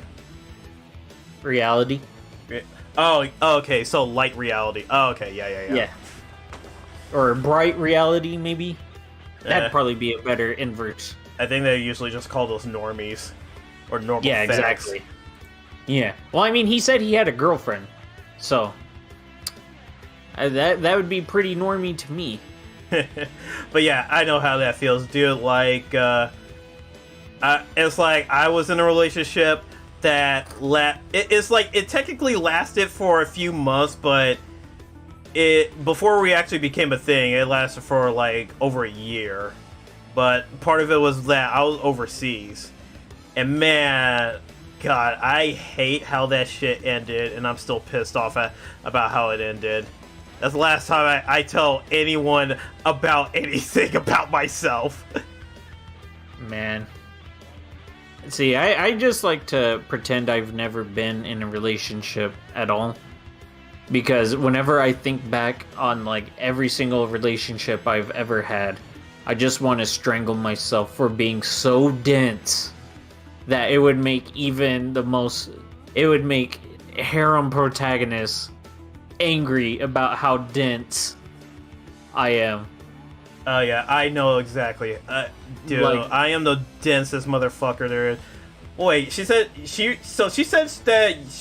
that the kiss wasn't real enough. What the fuck does that even mean? What the fuck Yo. does that even mean? The kiss wasn't real enough. What the Dude, bro, what the Don't fuck fake your is? kisses. Oh my god, that's so stupid. That's so fucking.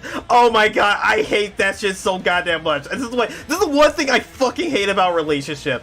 Is that you have to also read between the lines. You have to play like some fucking mini games in real life, but you don't even know if you're playing or not. It just happens. It just happens. You have to be ready for it. And if she gets disappointed when you like, oh, you don't hold her hand or something. Oh, fuck off. How was I supposed to fucking know about? I am okay. Yeah, I'm fucking mad right now. Just take a dump on her dog. Then she'll understand. Okay, that's not gonna work unless she's actually white. Well, I didn't know. Latinas have dogs. Oh yeah, that's true. But those are just small Chihuahua ones. Yeah, that's fine.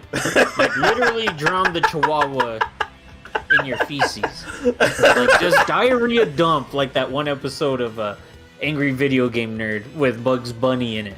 Yeah, man, I love that one. I gave her cheese pretzel, and she said I could shove the cheese pretzel up my asshole. Ah, man, you should, dude. Like, you should have been like, oh, it's like, okay, fine, I'll give you. It's like, actually, I'll give you a fuck. damn it! I don't know what it's like. I don't know good comebacks. Like just to be like, I'll show you a cheese pretzel, unzips dick. You know, if anything, that's probably what she actually wanted. Like if she's mentioning something like that, then it's like, oh, okay, she just wants you to do the deed, if you will. Maybe. Hey, at least it was just a pretzel. At least you didn't buy. It's like buy her a not a kimono, but a yukata. Yukata. God, I'm so, deny. God, it's still, God, that shit still pisses me off like nobody's business. Ooh, it is my business now. Yeah. Biznatch. Ooh, I don't know what I'm gonna do, but you know. I don't know where you're going with that.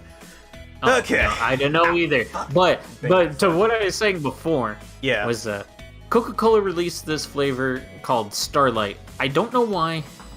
If it's like, it's marketed as space flavored. Oh yeah, so I think I basically- heard someone mention that, and I'm just like, what the fuck? Okay, what the fuck is space flavor? Man, I tried some of this stuff. It's such a weird drink. It tastes like... Okay, how do I describe it? No, don't worry about it. Don't worry about it. No, Dark no, Santa. here, no. We are. Okay. You are in company of shy as fuck dudes in real life. believe me. Yeah, believe me. I know exactly how that goes. Even though I don't sound shy in the slightest, it's like I absolutely am. I am too. Like it's easy to talk in a stream, you know, whenever you don't have to actually look at someone. But face to face, then it gets pretty bad. So believe me, I definitely know how that goes. It's brutal. Yeah. Brutal. But yeah, what were you saying? Oh yeah, no. So the Starlight flavor. It was just supposed to be a short tangent. Have you ever had circus peanut marshmallows? Circus peanut marshmallows? Yeah, No. they're okay. They're a type of candy. Hey. It's they're called circus peanuts. Oh wait, but I think they're I might like have these seen big. peanut Yeah, they're like big marshmallows. orange marshmallows, and they're kind of firm. Oh, Like, I they never have actually had these, but I've seen those fucking things around.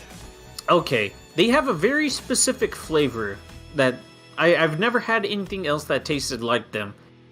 But that's what Coca-Cola Starlight tastes like, and it has like an aftertaste of graham crackers. It's the weirdest drink I've ever had, but my gosh, it was so stupidly sweet. I don't understand what they were trying to do with it, but no, I just wanted to go on a tangent of, oh yeah, speaking of dark Fanta, I had Coca-Cola Starlight. That's, you know, kind of something, and the drink is like a really dark purple.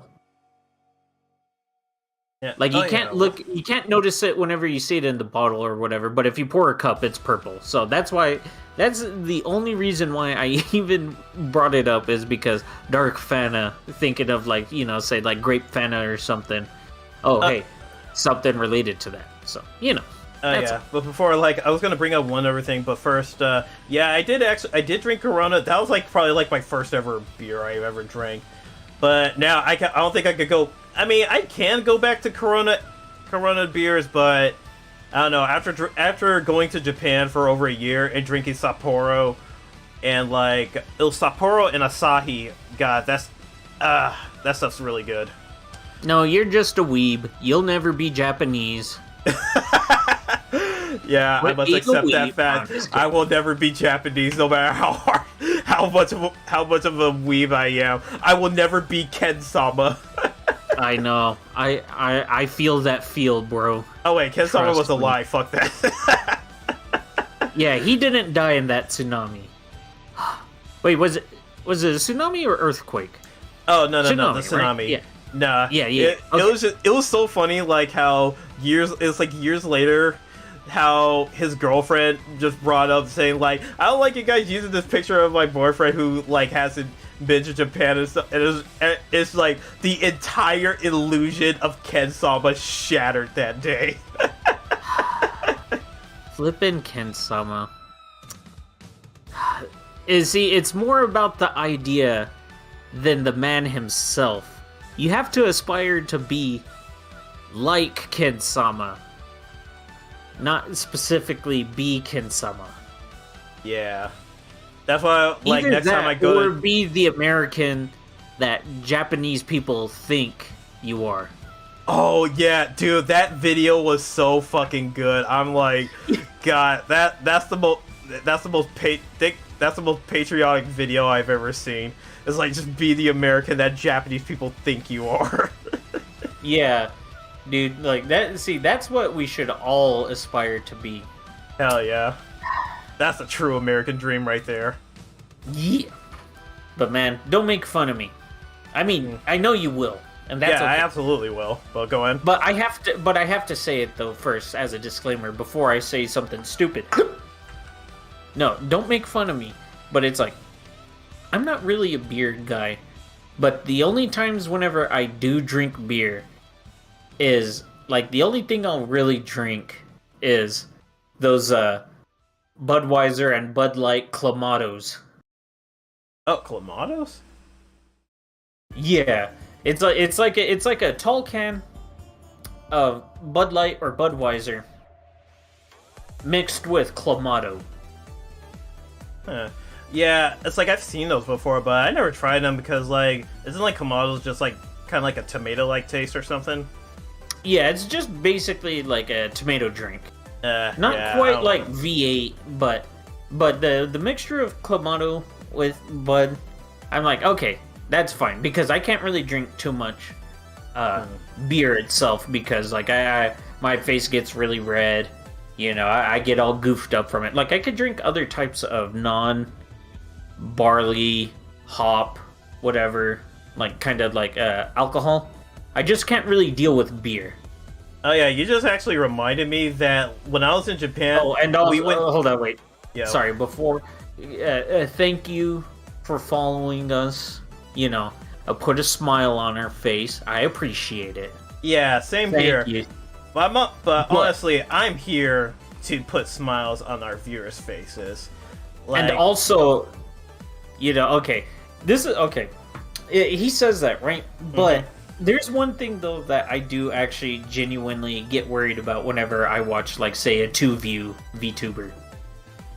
I hate to be what, like, you know, say, like, I start watching a 2-view, I say something in chat, and they start talking to me, right? I feel bad whenever I have to leave. Because, like, you know, they keep on trying to talk to me.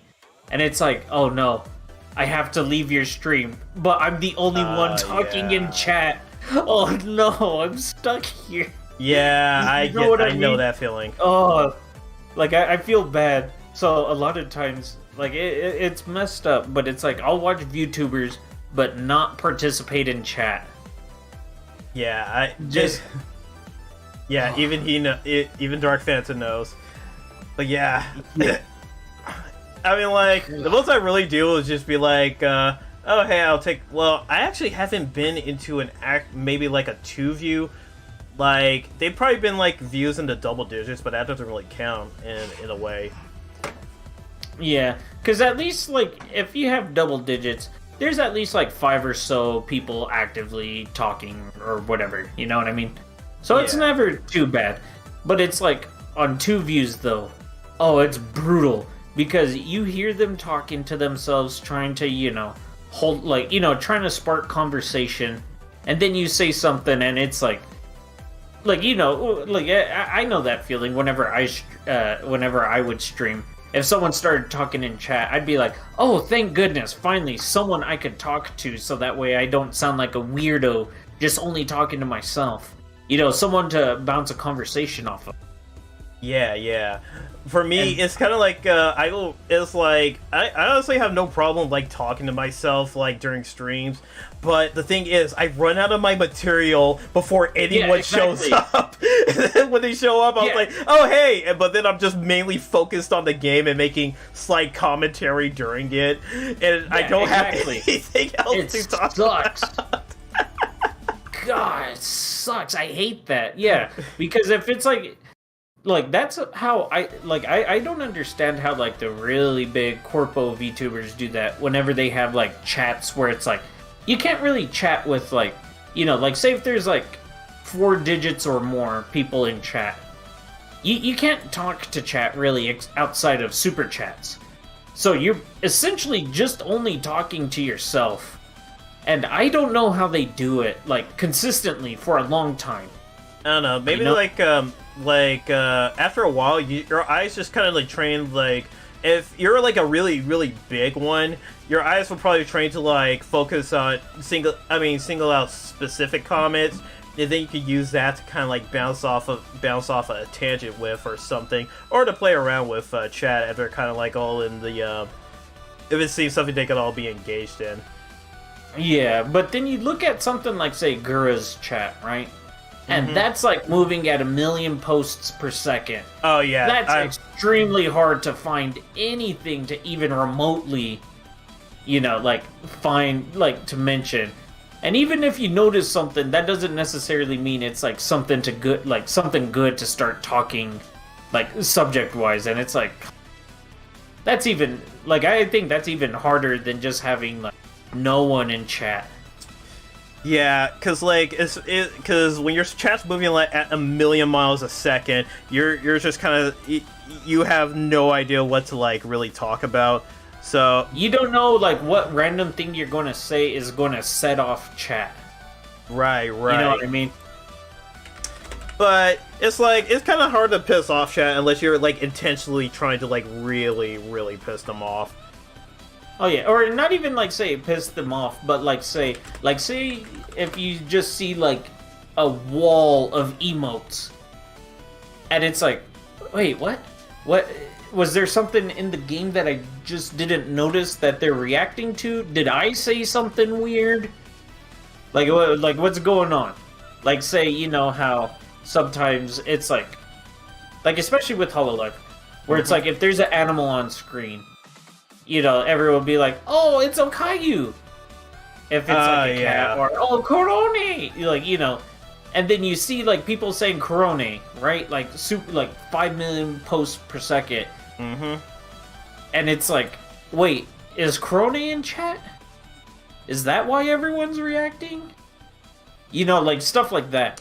I think it's easier to like to make sure you're not mixing that up, because usually if someone says like if someone's in chat, they'll usually say hi such and such, but if it's like something in game, they'll be like, the thing with HoloLive viewers, that's what they do.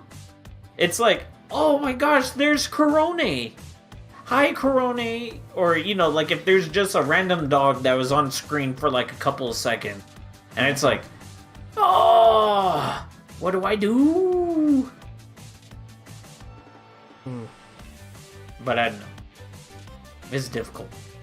Yeah, I think it's something that you, with a lot of practice, you'll, it's like you start to pick up on that stuff, or at least find like some things to really talk about.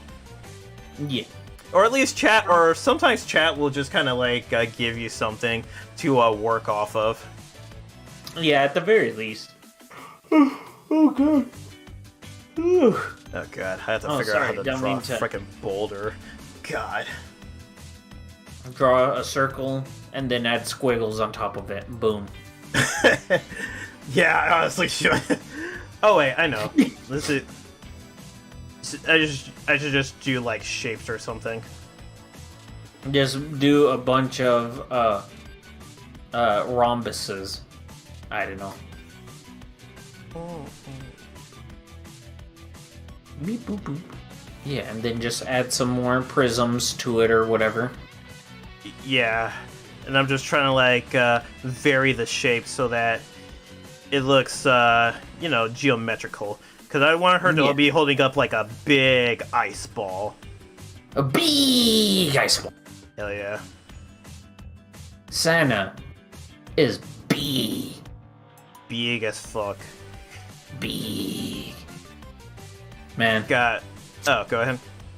Oh no, I was gonna say, you know, poor Sana, you know, it's, if she is actually messed up, you know, I don't want to make fun of her, but at the same time, I just always like to think, man, how many more backs does she have that she could throw out to not have to stream anymore? How many dogs did she adopt so that way she could murder and say, oh no, my dog died? It's on it. Let's go. Let's go. I was like, is that a real super chat? Because that's really fucked up. Man, oh no, there is even worse. And like, gosh, I don't even remember what she was streaming. Like whatever her latest stream was, but it's like someone in chat was just asking, "Hey Santa, are you gonna stream for your birthday?"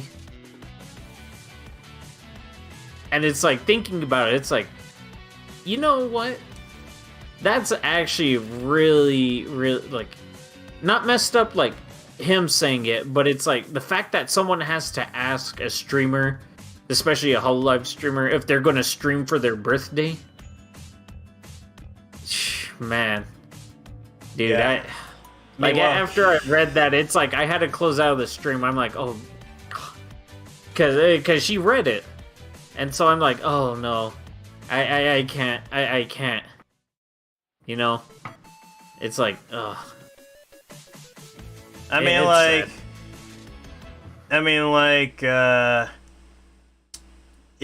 like, I don't think it probably anything bad happened. It might have been like an actual genuine question if she was gonna stream. Oh no, it was a genuine question. Like someone was just really wanted to know if Sana was going to stream for her birthday. Like not trying to like make it like, you know, drama or anything. Yeah. But it's just like with how infrequently she streams, that's like a legitimate question to ask her. It's like, hey Sana, are you actually gonna stream for your birthday? But it's like the fact that someone in chat has to ask that question in the first place is like, gosh dang, man. Yeah. Meanwhile, like, Kiara is like busting her fucking balls trying to like make her birthday plans like come into fruition, and it's just like the odds are not very much stacked against her. Yeah. Well, I mean, like, she could still, or at least doing it the way she wants to. Yeah. Because, God, I'm just hearing that how renting out the studio in, like, the parts of Europe she could reach is costing, like, 6 figures. I was like, what the actual fuck? Like, does that come with a fucking butler that sucks your dick or something? Man, well, because it's the reason why the price is so high is because you're not just paying for the studio, but you have to pay also people that are like managing, you know, like the bodysuit, the cameras, the animations, making sure nothing's janky. Like, because you're having to hire like a whole team as well to go along with it. God. So it's like, that's like, she just needs to go like a plane ticket to Ame's place. Like it might be just like a little bit more jink than what, like, say, dude, like you say that stream is. Dude, you say that, and that's exactly what the EM management said. They're like, why don't you just like go to Ame's place to do it? And it's just really? Like, yeah, and it's just like, oh, what the fuck what the fuck are y'all doing? It's like, y'all, management, do y'all do anything? What the fuck? Well, okay. What's Omega's dumbass? Well, I'm pretty sure Omega's like gone. Good. But I'm like, what the fuck are y'all doing? See, okay, at least the benefit of, say, doing like visiting Ame for something like that is you could have off collab shenanigans leading up to it. You know what I mean?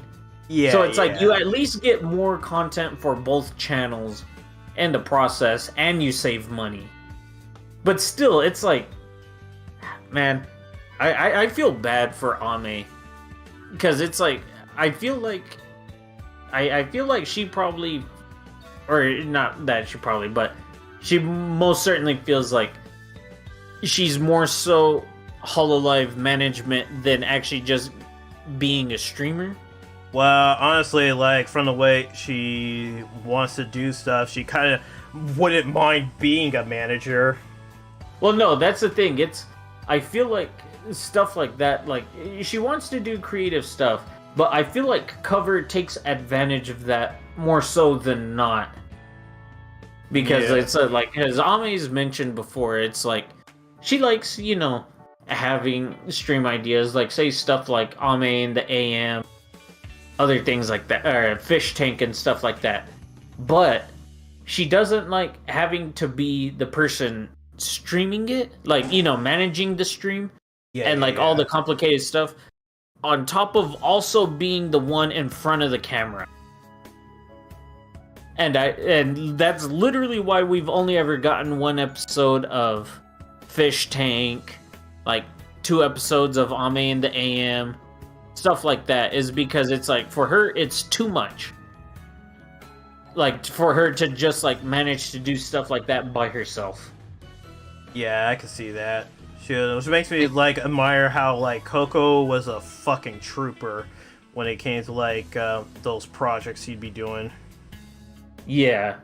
Yeah, her, Koyori are really good at it, because she also now has her own, like, morning segment. Yeah, I've seen that. Koyori's just a freak in general. Yeah, she But you know streams what? like a monster. You know what, though? I do admire about her, and I'm surprised more haven't done this. Like, cause I like to LARP in my head about, like, say if I became a VTuber at like, you know, Hollow Stars or whatever. Yeah.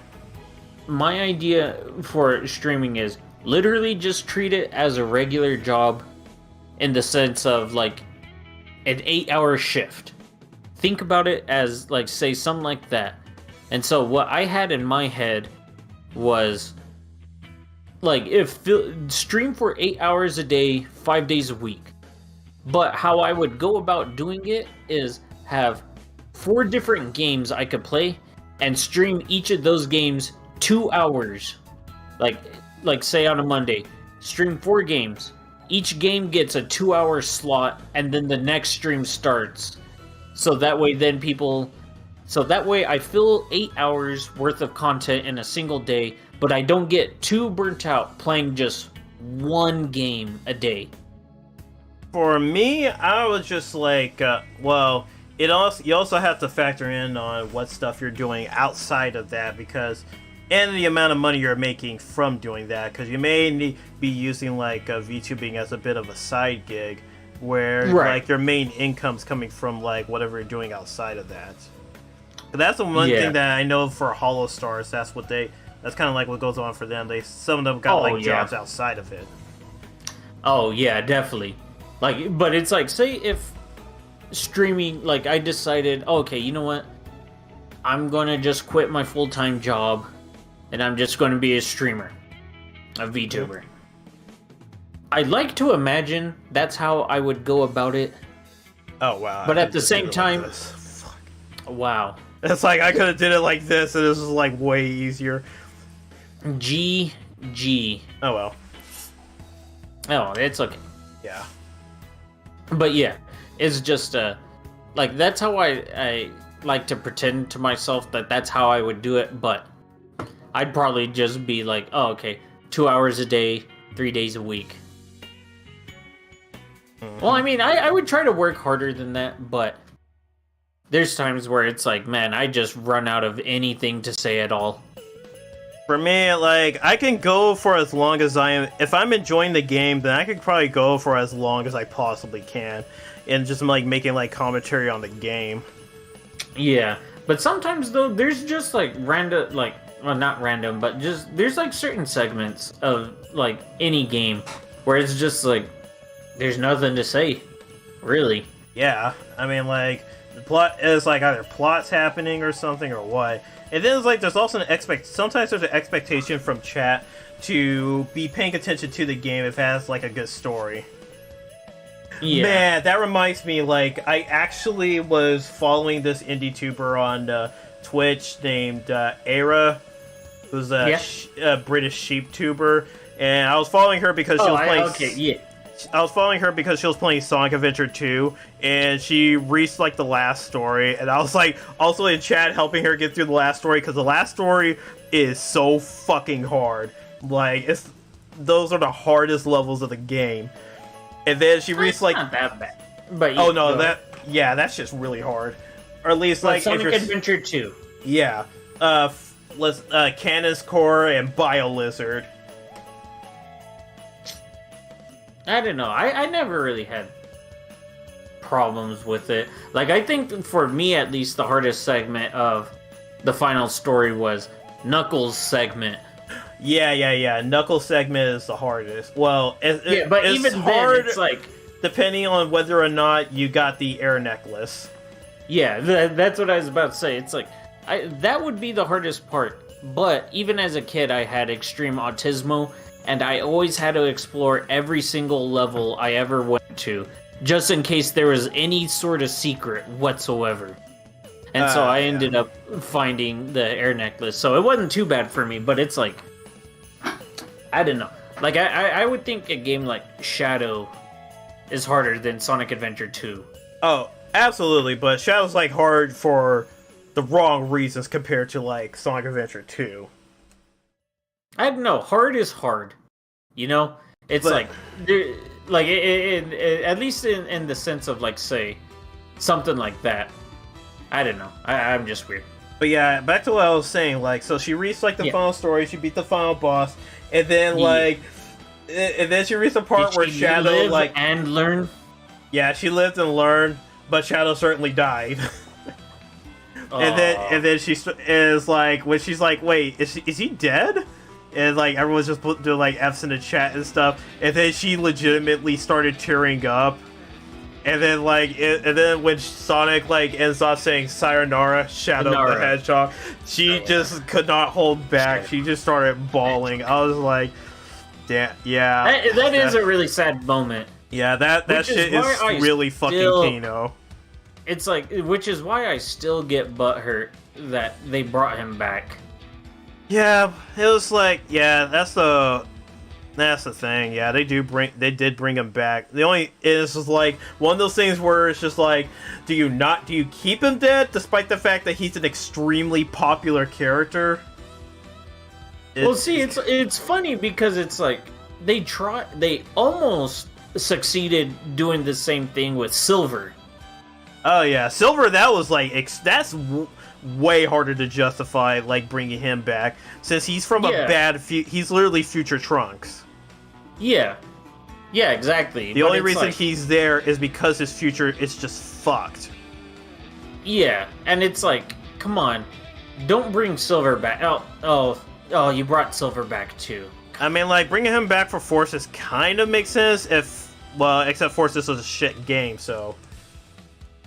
Like, it just doesn't make any sense to have him there. Like, man, I don't know. Like, they'll keep... Like, I don't know why they'll... Well, I mean, I understand why they would bring back Shadow and Silver. But then you don't keep any characters like Emerald or Gemerald. Yeah. Well, Gamma. I mean, technically, Gemerald is kept, but they don't ever use him. Well, what besides the advanced games? What's the last game he appeared in? Yeah, that's it. It's like he's like technically not dead, but they just haven't used him at all. So he only appeared in games in the 2000s and never appeared since. Oh, okay. No. What I mean by like say alive, what I mean by like say like keeping him like in current games, like actually having him around, not like say he's actually just like dead, like in the story he died, but more so like he's dead as in he never shows up.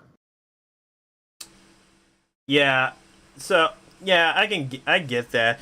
I think it's just like for those characters on the portables, like they don't have to bring them back because like they're on the. What portables. was the raccoon?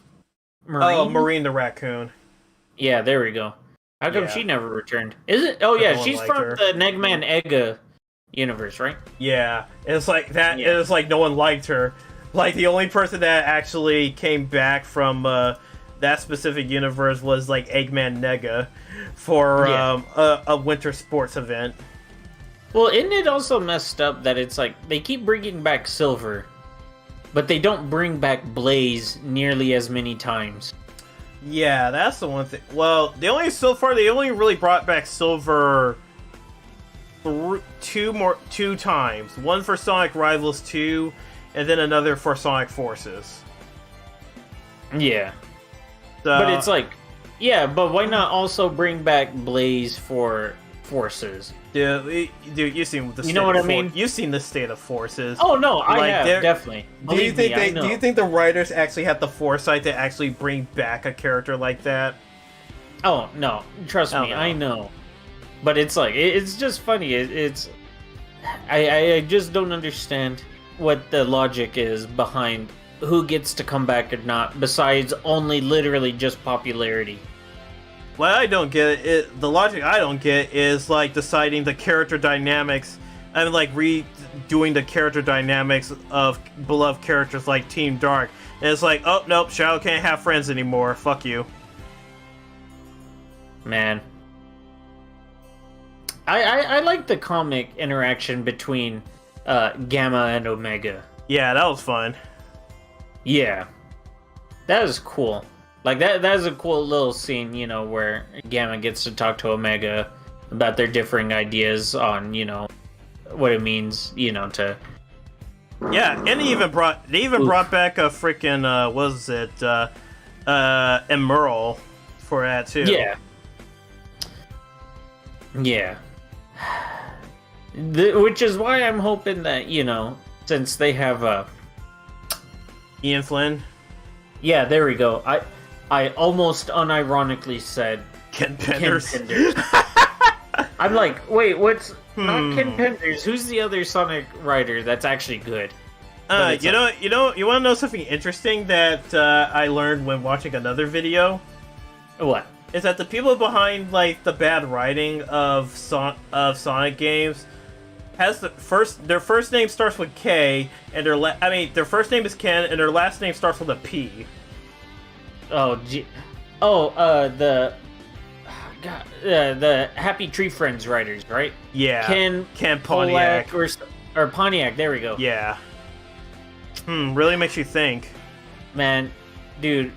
Okay, dog. What would you do if even with Ian Flynn writing the new game, that it's still like it's like a Lost World tier story? What would you do? I would be like, well, it's like at this point I don't even F care. My up, fam. I'm like, I just don't even care anymore because it's just like I've been burned by Sega so many times when it comes to Sonic that I'm just like, whatever, I don't care. I still just don't understand the thought process of making Sonic an open world game. I mean, it's something different. I mean, it depends on how the open world is, that whether or not you can make it work.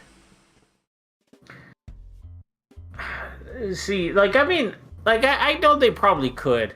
Because it's like, at least with, like, Sonic's design, like, in terms of, like, say, mechanically, you know, like, his gimmicks and whatnot. Oh, making open world stuff, it shouldn't be too hard. Like, as long as you have, like, some, like, natural formed slopes in the environment, like, say, valleys and stuff like that, that Sonic could, you know, use as a substitute for, you know, say, like, speed loops and whatnot. That's fine. I could understand it. But man, just that footage that they showed off of how the open world looks, it doesn't look like it was designed with that kind of movement in mind, which kind of worries me a bit. Yeah, I'm guessing that's why like it's like they're taking some more time. I'm like, just take as much fucking time as you want with this shit. Make it fucking good. Jesus Christ. I just don't think the Japanese have it in them. Or at least Sonic Team doesn't have it in them. Because all their best workers keep on getting poached by Nintendo. Yeah, it's just I'm just like, sometimes I'm just be like, you know, just like grab a bunch of fans that make like fan games and stuff from like Sage or something, get them to make a new game. But then like I also watched that video, like, so you know that one Sonic demo of like that uses like the Infinity engine, and they did that demo of like White Forest. Yeah. Okay, so I watched a video about this one dude, and he just straight up shat all over that fucking thing. Man, he pulled his pants down, took a fat ass dump on that shit. Was it like actual like legit criticism, or was he just like saying, "Man, this shit sucks. It's retarded"? I think it was like some legitimate criticism, but it was just like, man, he just pulled down his pants and ripped took it a new fucking dump all over that shit. Man. Oh gosh. Man. Like, because it's like that, and that was it Sonic Utopia? Yeah. I could understand criticisms for something like, say, Utopia, right? Mm-hmm. Where it's like, what's the point of having a world designed like this if you could literally, or like, say, trying to make a game similar to this, if Sonic can literally just get enough speed to bypass the entire level and make it straight to the end. Because it's like, they showed up the Utopia guys, or I don't know if it's the same guy making Utopia, or someone with the engine making like a proof of concept level. It's like the guy hit one ramp and literally just took a like, if you've ever seen Mario 64 speedruns of the like the slope racing segments, that it's like literally that's exactly what they did, but for the stages that they made for Utopia. And it's like, in situations like that, it's like, I think in 3D, the idea of capping Sonic's speed is a good idea to prevent him from just like getting just enough blasting momentum through the and entirety of the stage. Yeah, like literally just either that, or like maybe have like a ceiling on the stage, because it's like he just like literally hit a ramp so fast that he went up so high in the air that he literally just held forward and made it straight to the end.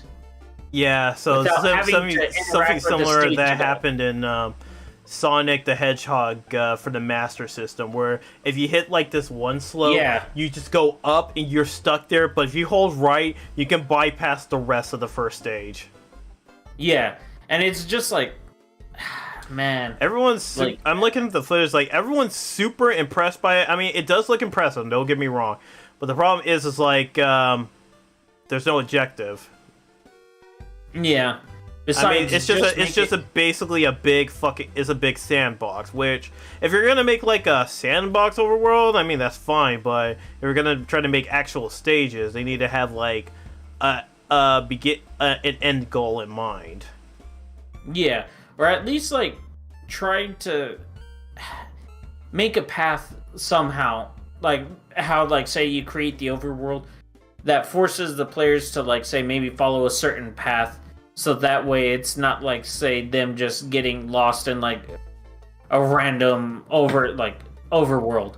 Yeah, because I think that's what the Dreamcast games did right, is that even though they weren't nearly as open and they were more linear than 2D Sonic games, it also it kept the principle of using skill mastery to actually do well in like those stages.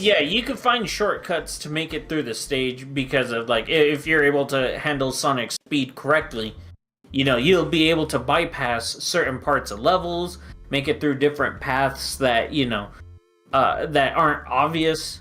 Like stuff like that. Like I'm fine with that.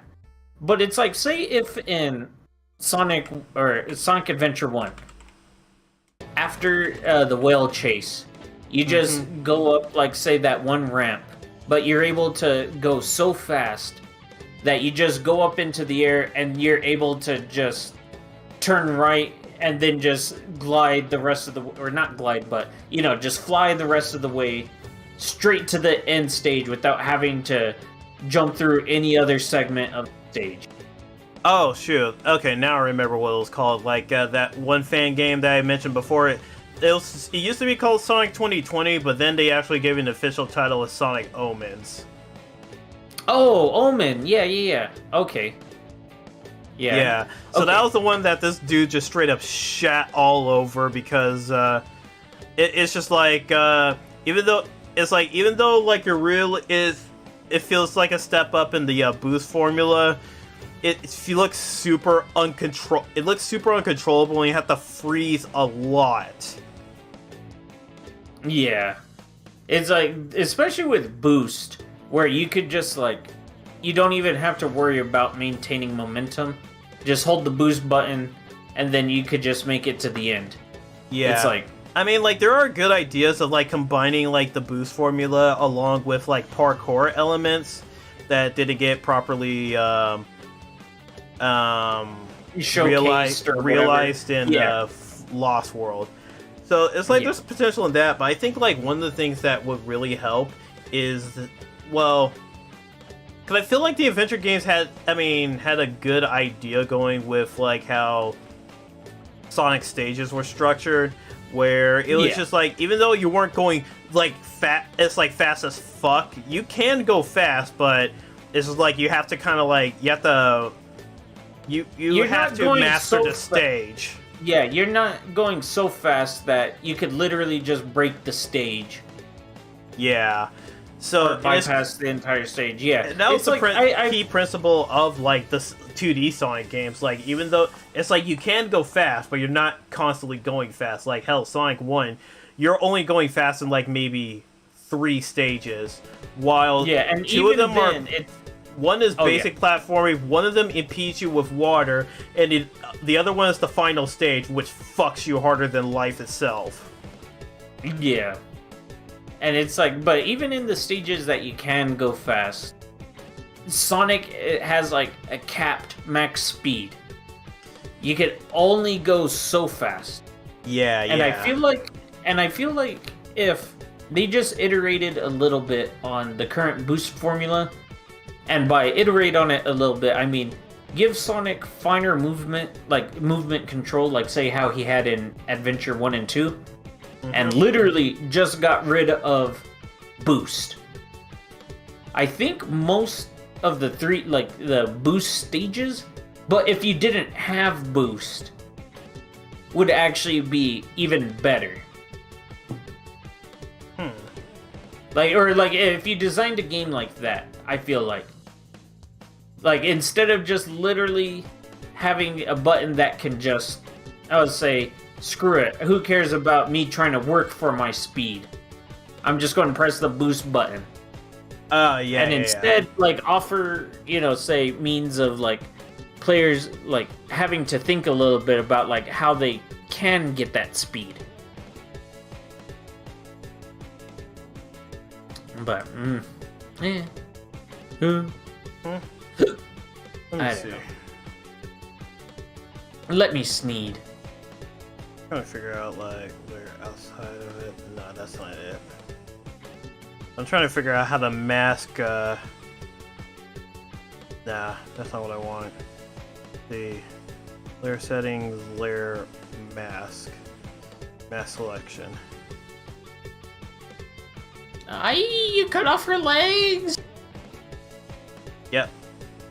That's the point. Okay. Tascate. I still love how it was like it's like some type of thing happens or like no I save me, H.P. Lovecraft's cat. Oh my god. Tasukite. Man. Oh. I just wanted to mention real quick. Speaking of Dreamcast, I recently just beat a game called Eiyuden Rising Chronicle, which is supposed Eiyuden, which is supposed to be like, you know, say a spiritual successor to Suikoden. I played through this game, and man, that's a game that literally should have been a Dreamcast game. Like, it's like peak Dreamcast JRPG. Like, in terms of like how everything's like it like as praise to it. Like, it's not bad at all. Remove Project has a point. How can her legs be real if her arms aren't? God, I never get enough of that fucking meme where fucking Will Smith's son was just like, how can we be real if it's like, how can our rear reflexes be real? Or I can't remember what the fuck he said. Oh yeah, no. How can mirrors be real if our eyes aren't real? Oh my god. That's just like, goddamn, you have to be fucking high to think that shit. It's like, that's a virgin thought right there. Now here's a real chat thought from the greatest rapper of all time, Viper. Fuck the world, it ain't real. I've been the spoon with my mind too. Oh, Viper. Did we watch that one video talking about like Viper's whole discography? Yeah, like that dude like reviewing his entire discography. Man. Yeah. Yeah. Yeah, that shit was That's some hilarious. good stuff. His legal name, Will Smith's son. That's all I know him as, Will Smith's son. Well, actually, I mean, no, you're not I think wrong. it's probably more like Will Smith's wife's son at this point. Oof. Boof. And... God. Because it's like, what? It's, Jaden, and then, what's his daughter's name? He has a daughter? Yeah. I have no idea. She did the song. Wait, I think it was her. I can't remember if it was. I whip my hair back and forth. I whip my hair back and forth. Jada? Is that her name? No, that's her. His wife. Yeah, Jada- I thought her. Wait, Jada oh. Plinkett? Oh gosh. Okay. Will Smith's kids. Oh, okay, they said it's Willow. Oh, Willow. There. Okay. There we go. Yeah. Trey, Willow, and Jaden. Okay, let me actually do this since, like, I have it open. Like, I'm gonna fix that Nightbot TV, whatchamacallit, command I put in. Oh, Nightbot. Yeah. Here, hold on. I'll be right back. I gotta go. I'm trying to think of something funny that's a play on going to an idol meeting, but I can't think. Just of say you're it. gonna take a fat ass shit.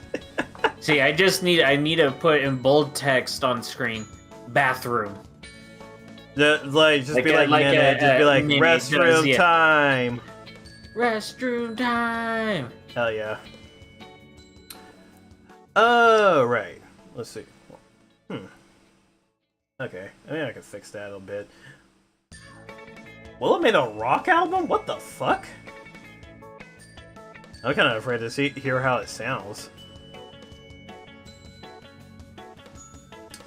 Put your eyes as the O's in Put your eyes as the O's in bathroom.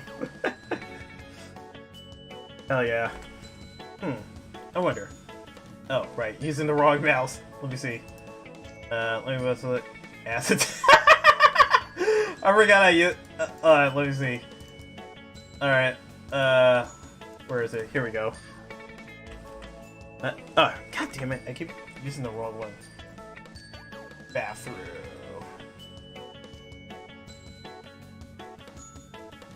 Oh, this will actually work. This will be perfect.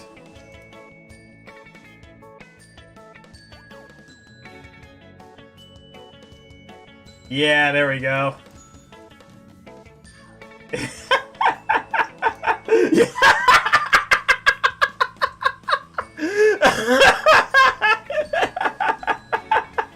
Yeah, that's perfect right there.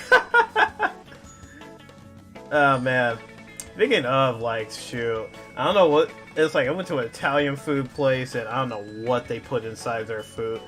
You know, it's actually interesting. Like, there's an Italian food place that's near one of the places I work at, and I decided, like, okay, my mom's in town. I'll take her and my cousin over to that because they're like, oh, you want to eat somewhere? And usually, like, the typical you know, the typical, like, places you would bring like family to or bring anyone to when it comes to eating out. There's probably something like Applebee's or Chevy's or something, like, you know, the typical stuff. So I'm like, you know what? There's a place next to my job place that actually seems pretty nice.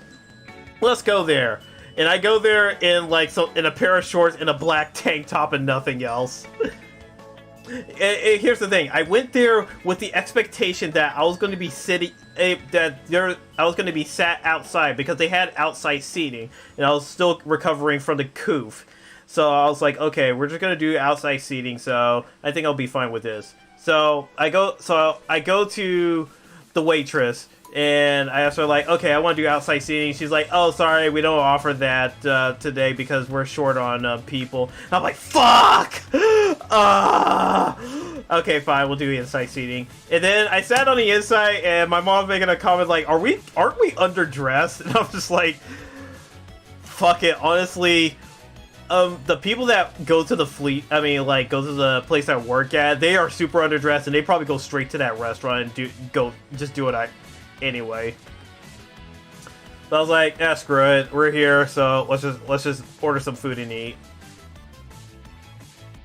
And it's like there's not that many people there anyway. Oh yeah, let me also save before I literally lose all my progress. Ah man. But God, like, you know you're in like a fancy restaurant where you open up the menu and you can't read shit on there. You're like, what the fuck does any of this even mean? Nothing makes sense. Yeah, wear less at the Met Gala probably. I was just like, I mean, like, I think as long as we have shirt and shoe, it's like we have shirt, pants, and shoes, and we don't smell like shit, I think we'll be fine. Oh my god, that actually reminds me of the time my mom and my brother, we went to a movie theater and we went to go see, it was this gangster movie. I forgot what it was called. Actually, let me actually look that up. I think it was like New York Gangsters or something. Let me actually see. What was it called? Or was it no gangster? No, Gangster Squad. No, it was what was that movie? No, not American Gang. Actually, was it American Gang? No, it wasn't American Gangster. It was fuck. Who was in that? Was Emma Stone in that movie? I think Emma Stone was in that movie. Oh, I spelled Emma Stone. What the fuck? All right. I need to figure out what this movie is called. It's gonna bug the shit out of me if I don't remember it. Let's see. It was like, okay, yeah. Gangster Squad. That's what it was called. Okay, so yeah, we went to go see this movie called Gangster Squad, and dude, in that movie theater, so we went to a movie theater where you could pick your seats, or at least at the time, where movie theaters didn't make this a regular thing, you had to pick your seats ahead of time, so that, and they also, it also doubled as a restaurant. I think it was called Studio Movie Grill. So you got your movie and like you got food there. So you order your meal like while the movie's going on. But here's the thing: you have to pick your seat before, it's like prior to like entering the theater and going to your movie theater. this is important because so we got to our seat, and it's like everything's fine, and then this one guy, like he comes in, he's got the seat like next to us, he sits down, and seconds later, we get a whiff of something fucking nasty, like the nastiest fucking smell. It smelled like musk and fucking cologne mixed together. It smelled so fucking awful. It's like I was trying to figure out what is that smell. Even my mom, I looked at my mom. She's like, "Do you smell that?" I was like, "Oh my god, I'm not the only one who thinks that." The smell was so strong, it covered a wide range. Like it was like the radius of the smell probably covered like the row below us and the row above us, and then 3 or 4 seats over to the sides. The radius was that strong. And man, I was just like, God, I can't take it anymore. High school football bros. I wish. No, it was this one black dude that was he was dressed up. I don't know. He looked pretty dressed up, but Jesus Christ, he didn't take a fucking shower. Like, God, the smell was just it was horrid. I don't want. It was like there's that one saying where they go like, "Oh man, imagine the set." No, you do not want to imagine the set. It was nasty. So we're just trying to figure out, fuck, do we have to put up with this shit for the longest time? And then my mom points out like, "Oh, there's a seat down there. Hey, you know what? Just take when you get your food, just take that seat." And I was like, "Okay, fine, I'll just do that." So, because I was sitting directly next to him, so I was getting the full brunt of the smell. So then I get the black man smell. It's like I am black too, but Jesus Christ, I know how to take a bath. Anyway, so I get my food, and then I go down to like rows down near the bottom where you can still see the screen, and the table was empty. So I was just like, okay, I'm just gonna take that seat. No one was there. I mean, like, there was people sitting to the left of me or to the right of me, and I was just like, fuck it, I'm just gonna take that seat. So I go down and take that seat, and I was just like, thank God, I don't have to smell it anymore. Now here's where the funny part comes in. I did not know who I sat next to, but apparently it was some good-looking girl, and she was with her parents, and they started freaking the fuck out. Like, they were like, who the fuck is this person sitting next to our daughter? I am about to beat his ass. And I was just sitting there like, just looking at the movie, eating my food, not even paying attention. That's just like not paying attention at all. Like, they were freaking out while I was just sitting there just enjoying my meal and watching the movie, free from the stench of that guy. Oh man, they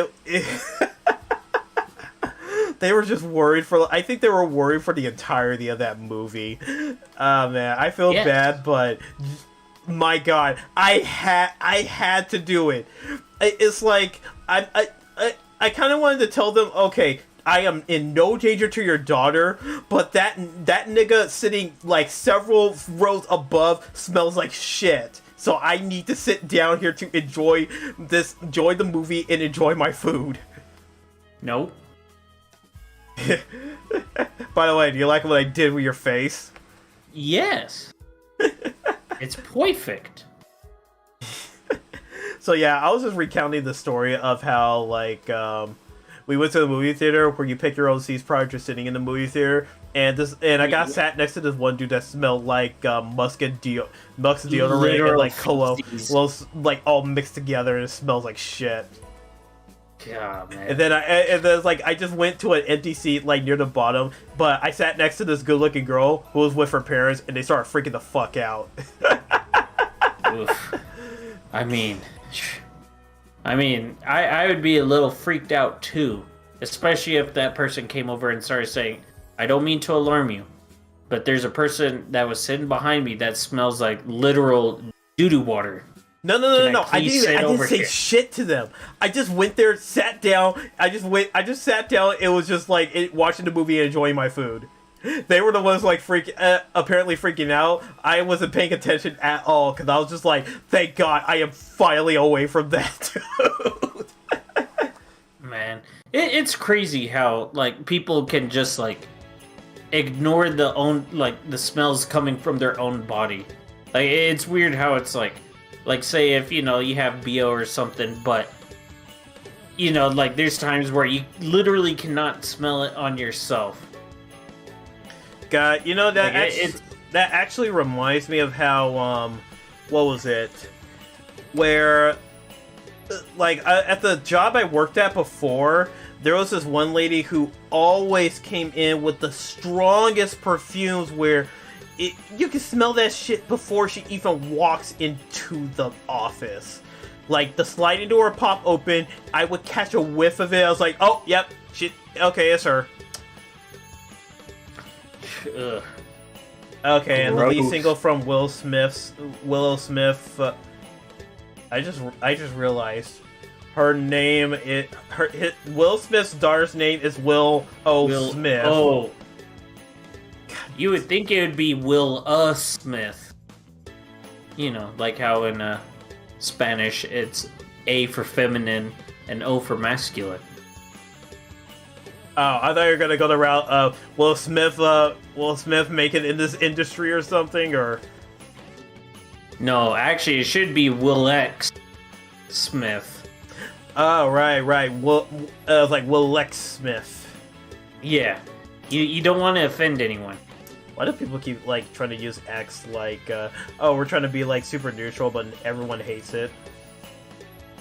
Well, because it complicates the language by making it simpler, unnecessarily. It's so weird. Like Will X. It's weird because it's why do that to Spanish whenever it's you would think that they would do that to stuff say Asian languages. Yeah, you would think. You know what I mean?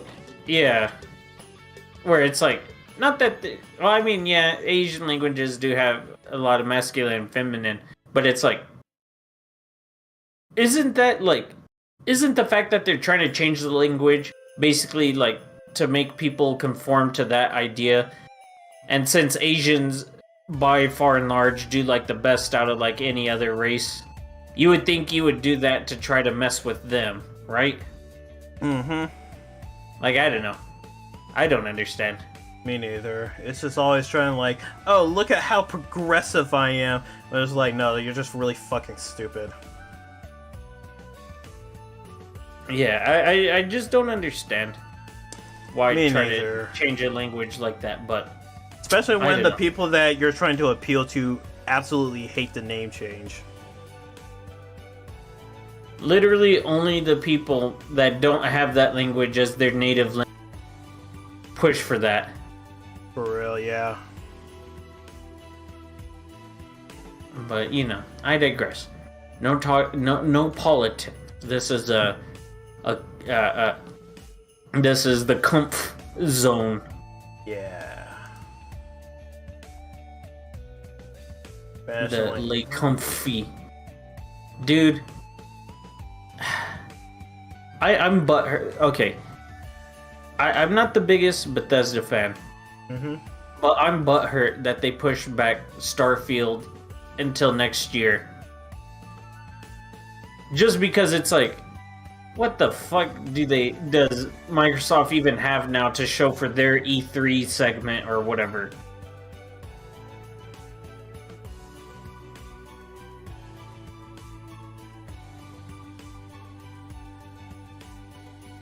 I have no idea. Wait, is your model all goofed up? Is it? Oh, okay. It is because I think your mouth was hiding behind my head, and I Yeah. couldn't see your mouth moving. Yeah, I was just trying to also make some changes to Nightbot so that one of my commands doesn't fuck up super hard. Yeah, let me move my Move my guy real quick. Ah, oh my god! There we go. Oh, get dabbed on. Yeah. There we go. Alright. Alright, time to unlock my inner, Trinibio. No. Bob, Bob... Iger. No.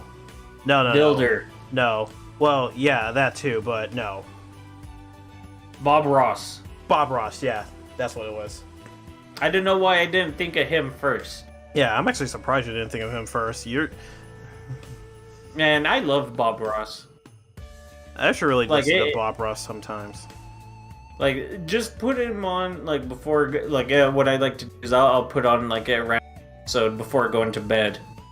And man, man, that would actually be like a nice way to like fall asleep to, because I always be putting on like calm Minecraft sounds, but I should try putting on see if they have like a Bob Ross stream on YouTube. Dude, I think I might have mentioned this once before. I can't remember, but it's like lately, like for the past several months, what I've been putting on for like say to go to sleep to.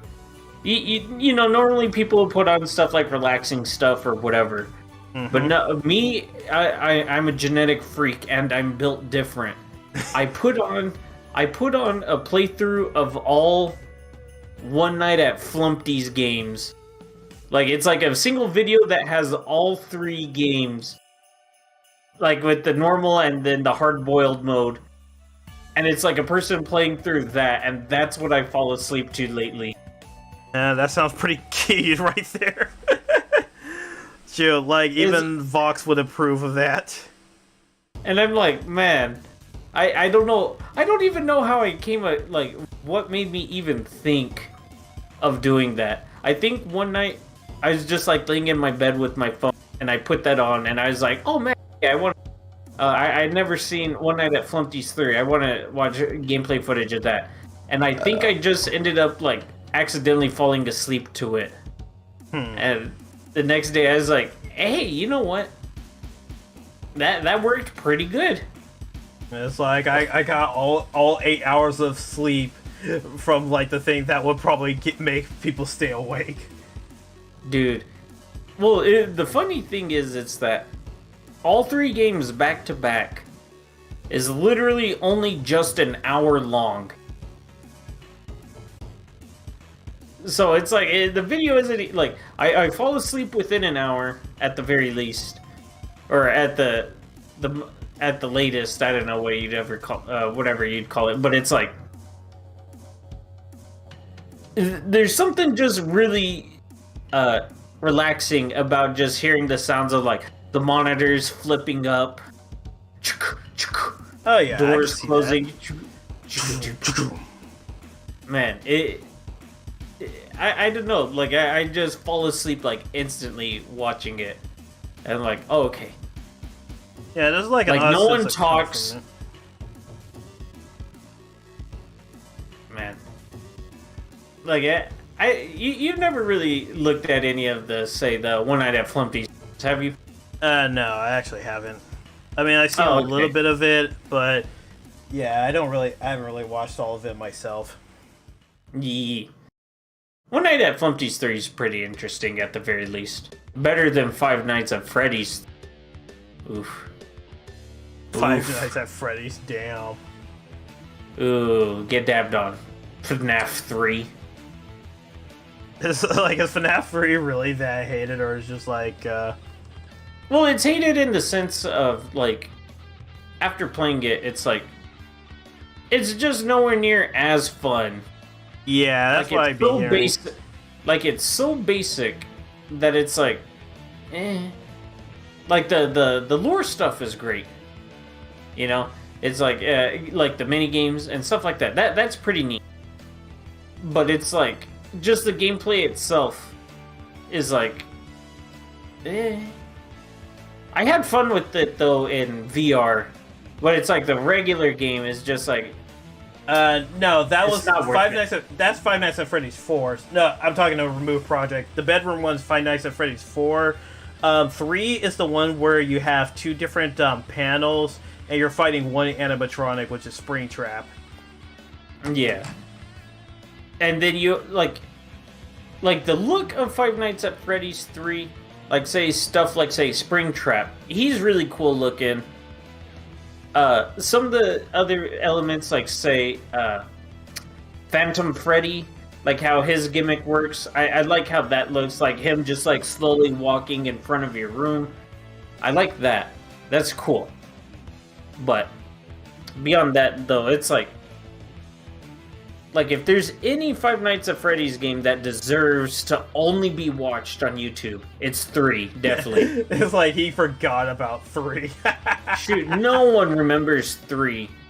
Like, the only game, like, Security Breach, or no, Five Nights at Freddy's 3 is happy that Security Breach even came out, because at least with that game around, Five Nights at 3, or Five Nights at 3, FNAF 3 isn't the worst game in the series anymore. Yeah. I mean, like, 3 isn't super bad, but it's just like after, like, all the other ones, it just starts wearing on you. Yeah. Well, it's just like, even mechanically, the game, it's like, if FNAF 3 was the first game, I don't think it would have really blown up as hard as it did. Just because, like, even from a mechanics standpoint, it's kind of easy to just trap Springtrap, like, in a corner. Yeah, you figure out the strategy. Yeah. Like, it's just, like, it's not really, like, too edge of your seat, you know, gameplay or anything like that. Mm-hmm. Compared to, like, say, FNAF 1. Like, especially with Night 6 and 2020 mode.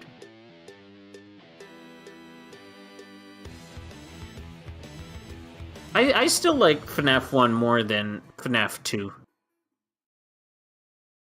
I mean, like, FNAF 1 holds up very well. I love the design. Like, the FNAF 1 designs, to me, are still my favorite out of all of the games.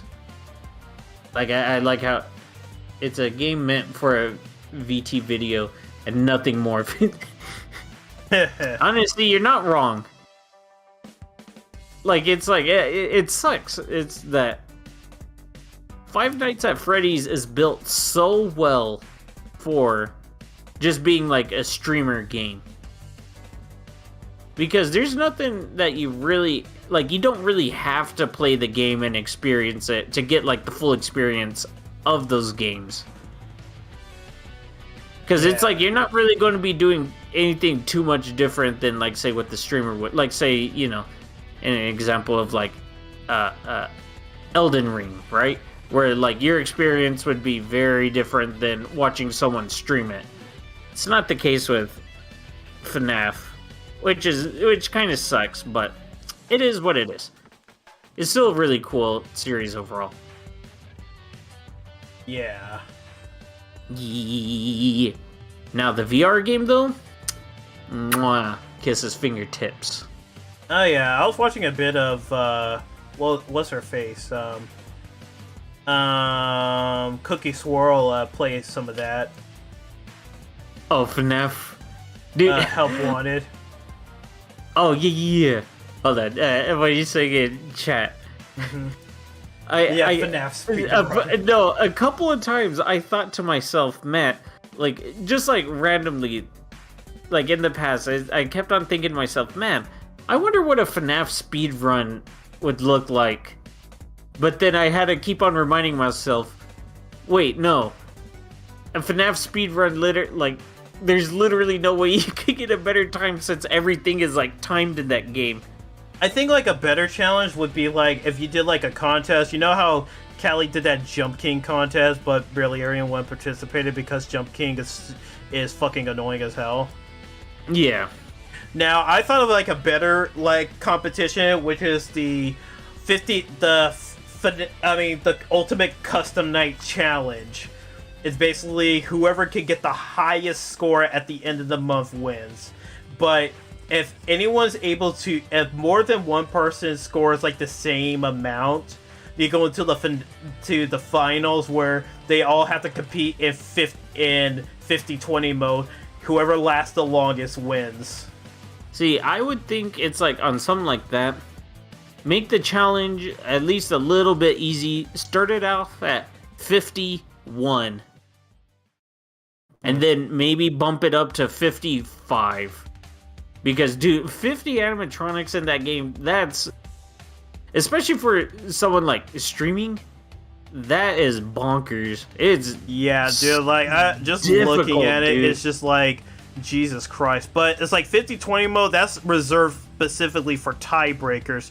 Just because, like, there is so much RNG elements to it that it's like, it is literally up to chance at that point, unless you're just that good.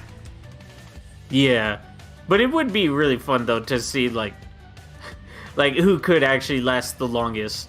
Like, see who could last the longest on something like 55 mode. Sudden death, whoever lasts the longest in Springtrap suit wins. See, okay, oh, what dude, you do? what? Did you ever see that that fan trailer of that Security Breach DLC? No. Oh my god, dude! It looks so good that I'm actually sad that Steel Wool would never actually make it, or make something as good. Like, even that trailer got like 2 million hits on YouTube, despite it being a fan trailer, because it was just made that good. Dang. Actually, you know what? Fuck it. Let me. I'm gonna put it on stream real quick. Okay. I remember seeing a video discussing someone made out like plans and like listed like all the abilities of if Springtrap was added to Dead by Daylight. Oh yeah. That one was pretty cool. Like, it discussed like the stage, Springtrap's powers, and like the new victim or whatever they're called in that game. Like what powers they would have too. But no, what you really do... Okay, the actual challenge, get the original version of Night... What is it? 4, I think it is. In Sister Location. And see who could last the longest in that one. Wait, like, what in Sister Location again? I think it's Night 4. Original Night 4. Yeah. Where you have to wind back the spring locks. Yeah, that shit is first one to beat that. Because it's like, gosh dang, wasn't it something like 6 minutes long for that night, I think? The original version. That shit was fucking long. Oh, right. It was tablet view.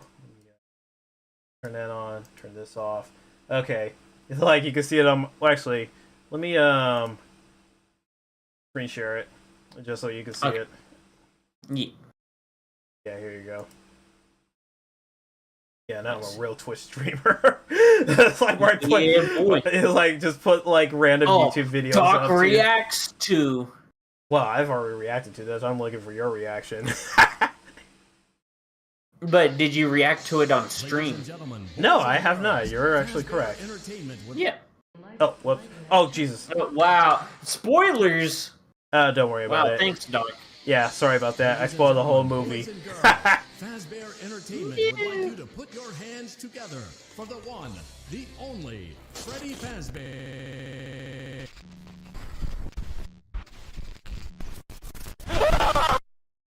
I have the second key.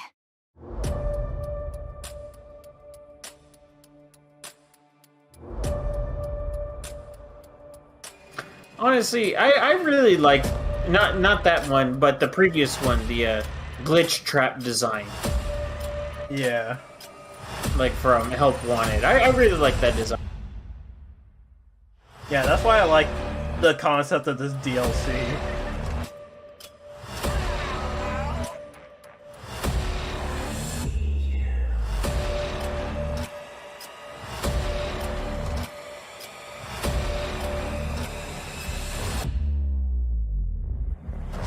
Yeah.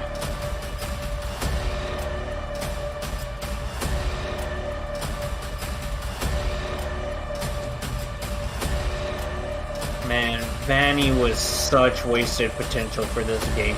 Yeah.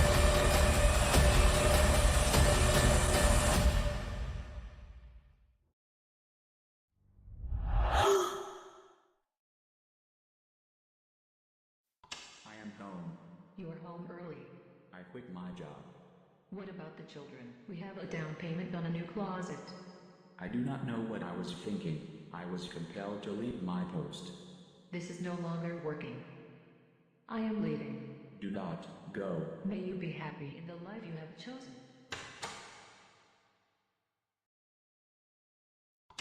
Do not go. Do not go. Do not go. Do not go. Do not go. Do not go. Do not.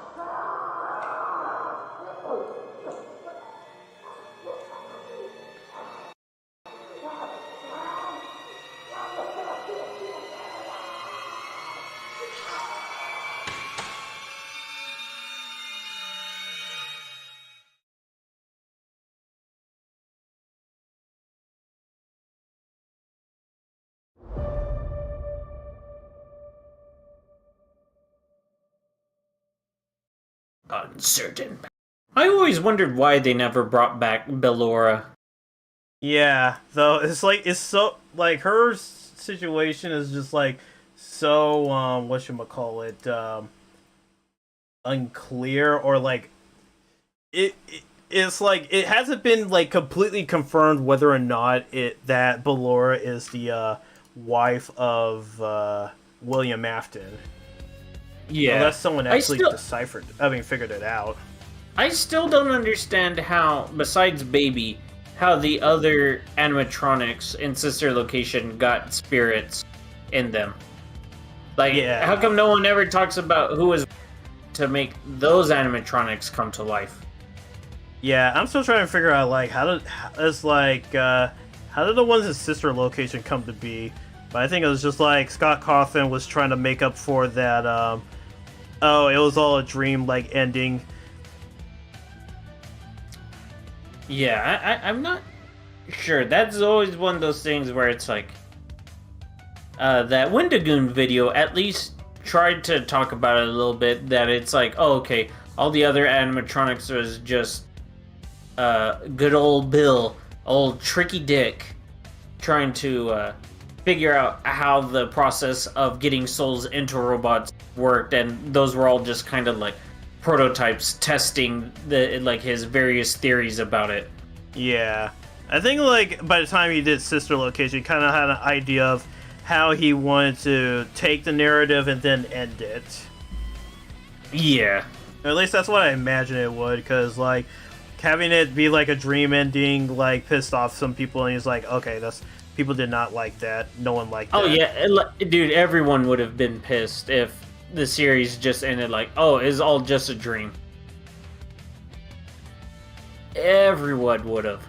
Yeah. Just because it's like one of the most cliche, it's such a like M. Night it's Shyamalan such a endings. cop-out ending. It's terrible. But it's also like I understand as like say, as a creator of something like this, you get certain urges to do things. But I think the best thing would have been to like never really try to come up with the explanation for how souls got, trapped in the animatronics. Yeah, I can see like thought process of like the thing behind that thought. Yeah, it's like, I mean, if that's like your job, like, writing out this stuff every day, eventually you'll come up with an idea where it's like, man, I have to get this in the game pronto. I want people to see this idea and think it's cool too, but it's like not explaining certain aspects, like stuff like that in general, I think is more than fine in writing.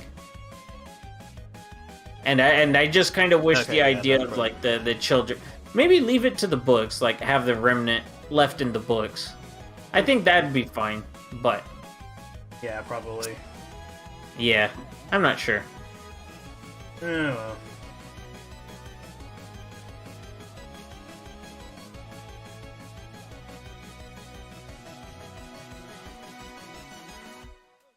Oh, let me do that.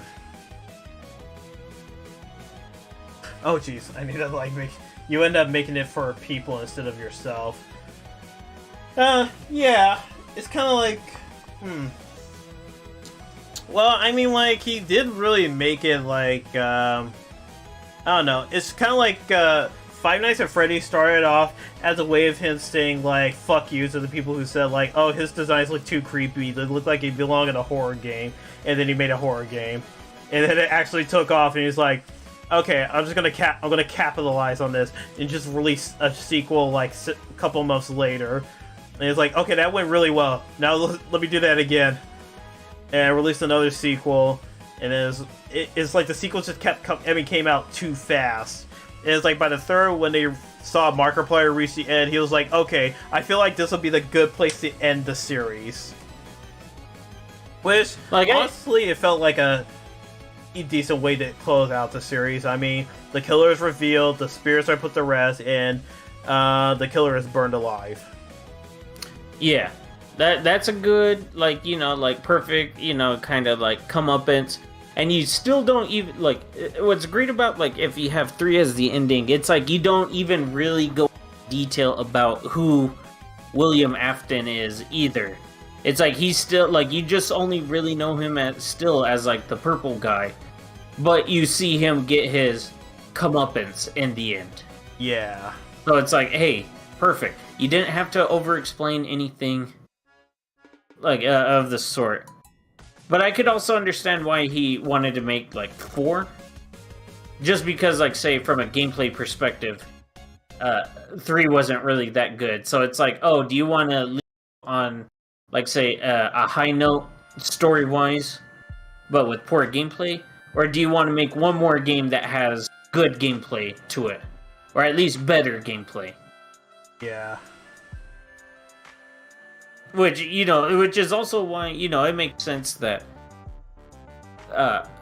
FNAF 4 also kind of wasn't like a sequel, but is a prequel. So it's like, okay, you also don't, like, it, like, FNAF 4 having good gameplay and also being a prequel doesn't invalidate what happens in FNAF 3. Yeah. Which, like, from his point of view is like as a creator, it's like, hey, you know what? This works out perfectly for me. But oh, that's where it was. I didn't. Okay. Well, did FNAF jump the shark after 4? It's not so much it jumped the shark. It's just more along the lines of it went from like spooky paranormal stuff to more something more sci-fi. Red text, black outline, and then have like serious one of those meme images of like, Freddy with his eyes popping out. Yeah. Wow. God. Like, have Bonnie with his eyes popping out, and he's looking at Freddy on water skis, literally just jumping over a shark. Did FNAF 4 jump the shark? I was like, I don't know. FNAF 5 do you think? Jump the shark? Do you think him as like it jumped the shark when we got good lines like, was that the bite of 87? Was that the bite of 87? Oh, Markiplier. God, I just still love that reaction. And he cannot recreate that reaction worth a damn.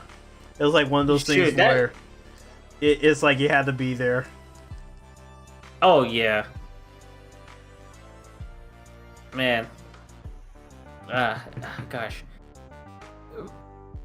I know it's not a popular, sentiment, but I love the Nightmare animatronics. I think they're like my second most favorite design out of all the games. I don't know. I don't mind the Nightmare designs. They're pretty cool. I think like for me, my favorite design. Well,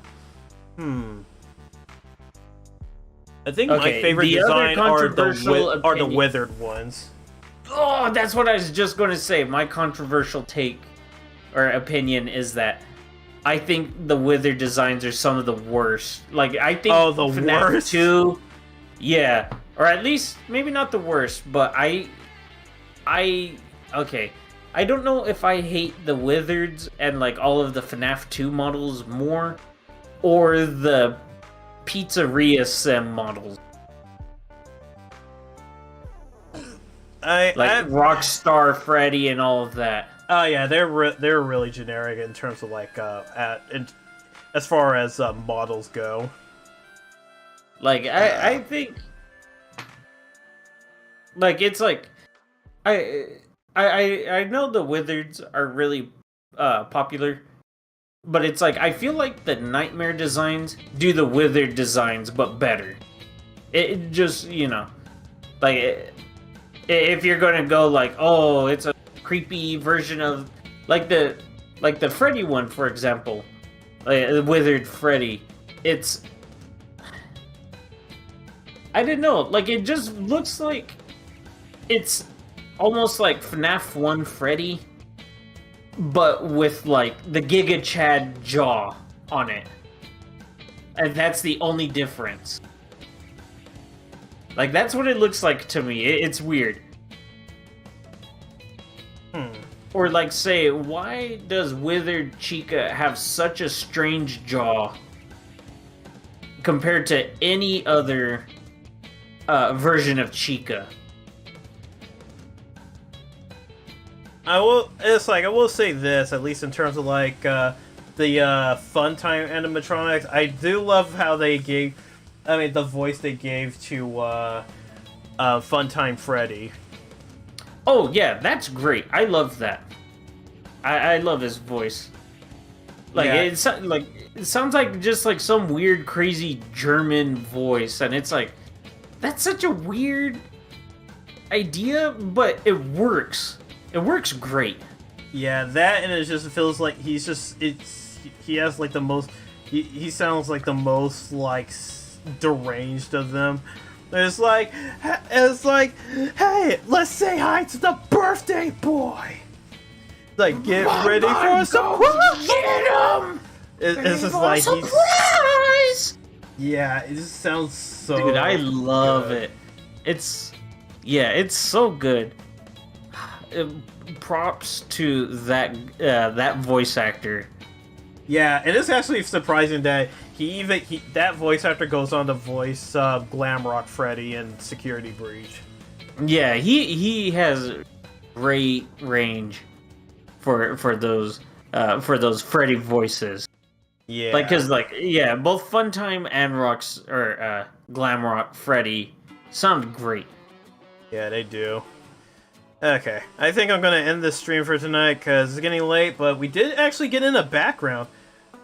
Nice. Yeah, I don't know if I'll put in a background for the bottom one, but we'll see. But I also gotta add in some more shading for both parts of it. But yeah, we made some good progress. We had had good Zasadon, but yeah, coming together pretty good. I even got started on a commission that I got requested.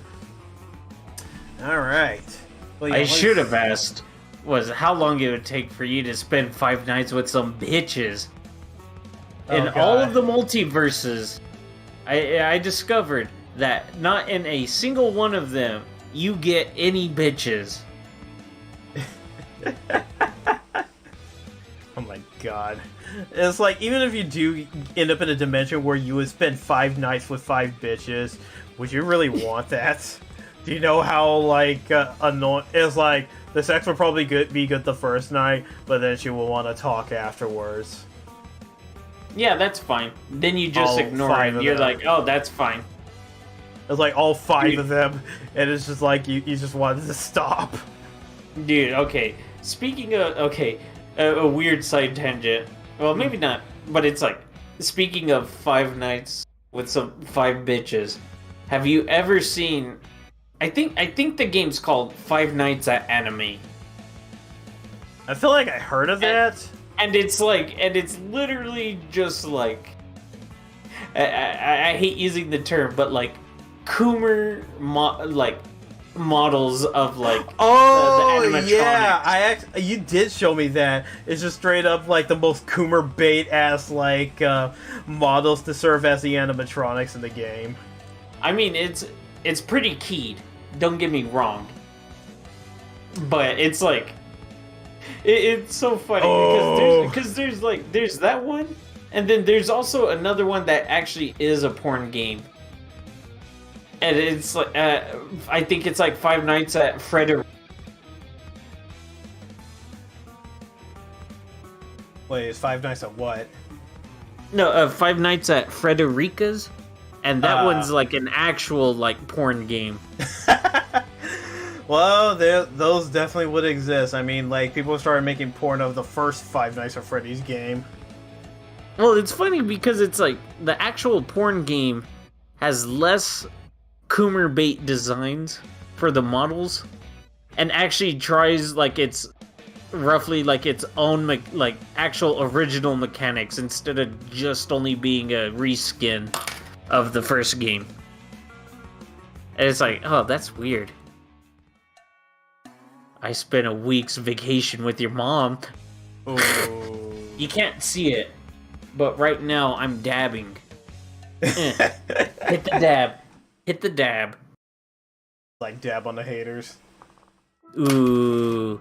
Get dabbed on. I'm dabbing on your grave right now. Yeah, I wish I could move my hands with this model, but I need, like, the VR tech to do it. And I'm just like... Yeah. I actually was thinking, like, while I was walking the dog today, that I was like, oh, shit, with all this inflation and shit, I'm pretty sure people are probably going to want to sell their VR kits. And I was like, oh my god, perfect opportunity to find one on sale. Well, it's, if you're looking for, like, cheaper priced ones, they literally just started a refurbished program for those headsets. And you could get, like, I think, what's 128 gig, I think, headset, which I think is the highest one that they have, for, like, the price of the cheapest headset that they offer, which I think is, like, $250. Oh, okay, that'd be nice. Like, shoot, like, I'm probably look. Yeah, cause I'm probably that's two things I'm gonna look into, like get a VR device, but also, and then also look into replacing my graphics card since it's been acting up a bit. Yeah. See, because I've been worried about my graphics card too, but for the most part, it's been working okay. So I'm just hoping, man. I hope it's not a power issue. Oh, Project, dude. Have you heard of the story of this one kid who died and his whole class did the honor of giving him the 32-person dab?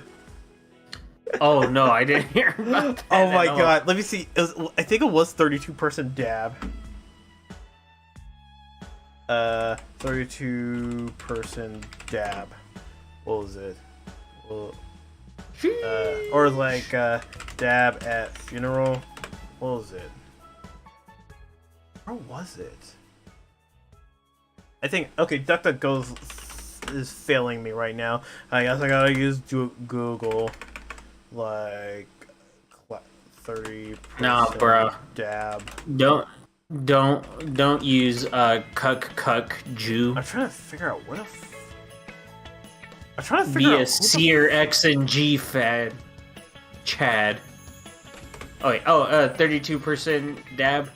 Here, let's see. Yeah, I'm trying to figure out who. It was like, I don't know if it was 32% dab, but it was like a class dab.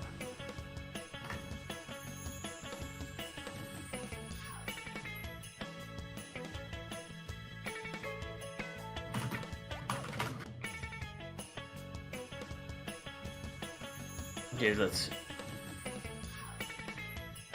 Maybe news? Maybe is a 20% dab? Maybe a 20% dab. Yeah, because I can't really find anything about it either. A kid in my grade died after I transferred away from high school. If I was still in that class, I would have probably proposed the idea. Everyone just dab on the way out. The deepest dab you could possibly give them. God, I'm trying to figure out what was the God, I can't find that news article where like it talks about how like a kid died and then at his funeral, his whole classroom did the honor of performing a 20 or 30 person dab. Yeah, I couldn't find anything about it at all. Yeah. I wish I could remember what it was. It's alright. Yeah. Okay, holy shit, it's almost 12:30 over here. Alright, let me get this straight. It's getting late. But yeah, thanks for everyone that stopped by, whether you're watching the archive or you watched it live. If you want to follow me on Twitch, go ahead and do so. We're getting close to 100 followers. I think I might do a karaoke stream once we get close to that number. But yeah, I hope you guys enjoyed yourselves. I certainly did, and we made some good progress. My next stream should be on Friday, which I have no work that day, thank God. So we'll be continuing Dark Souls 2. And don't forget to like and subscribe on YouTube, and hit the thumbs up, and hit the notification bell to always make sure you keep in touch with all of our content. Be sure to follow our Twitter page, which we don't update ever, and follow our Instagram, which does not exist. Also, if we could get to 1,000 subscribers, we'll do a 24-hour marathon stream of what's something good for 24 hours. Some Roblox. There we go. I don't even know what Roblox is. Well, I know what it is, but I still don't know what it is. Committing Roblox on people. I don't know. Because Minecraft is too kind. I don't know. I might need to watch some Cookie Swirl vids to kind of figure out what Roblox is.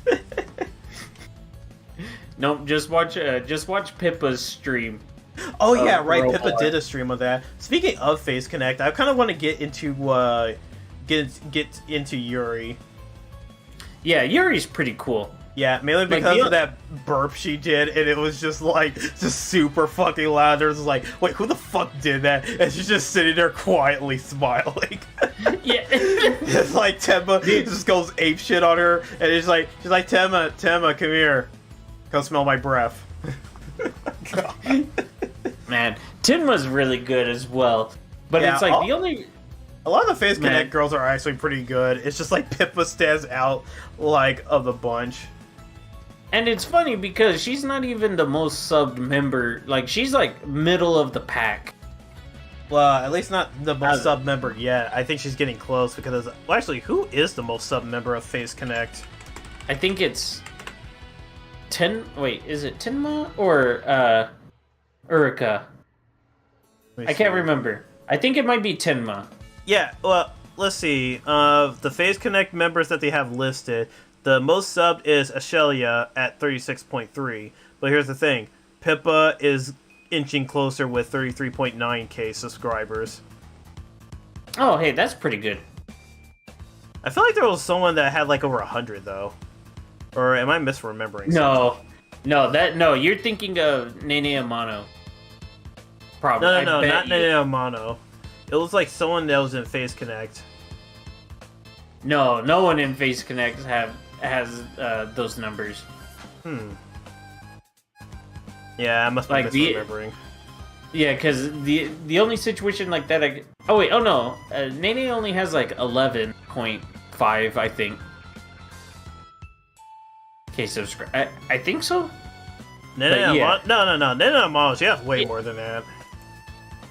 Wait, was it 11 or 115k? I think it might be 115k. Or she's got 122k.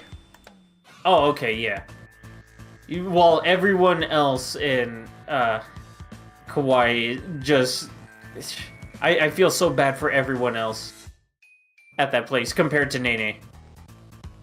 Ooh. Yo, hashtag numbers. They're all doing their best. But man, then it took off like fucking crazy. Oh, yeah. Yeah, it's like numbers. Hey, man. Hey, numbers is pretty fun. You gotta admit, it is fun to talk about numbers. I don't know. I only use it as like I don't really use much of numbers, but I don't know.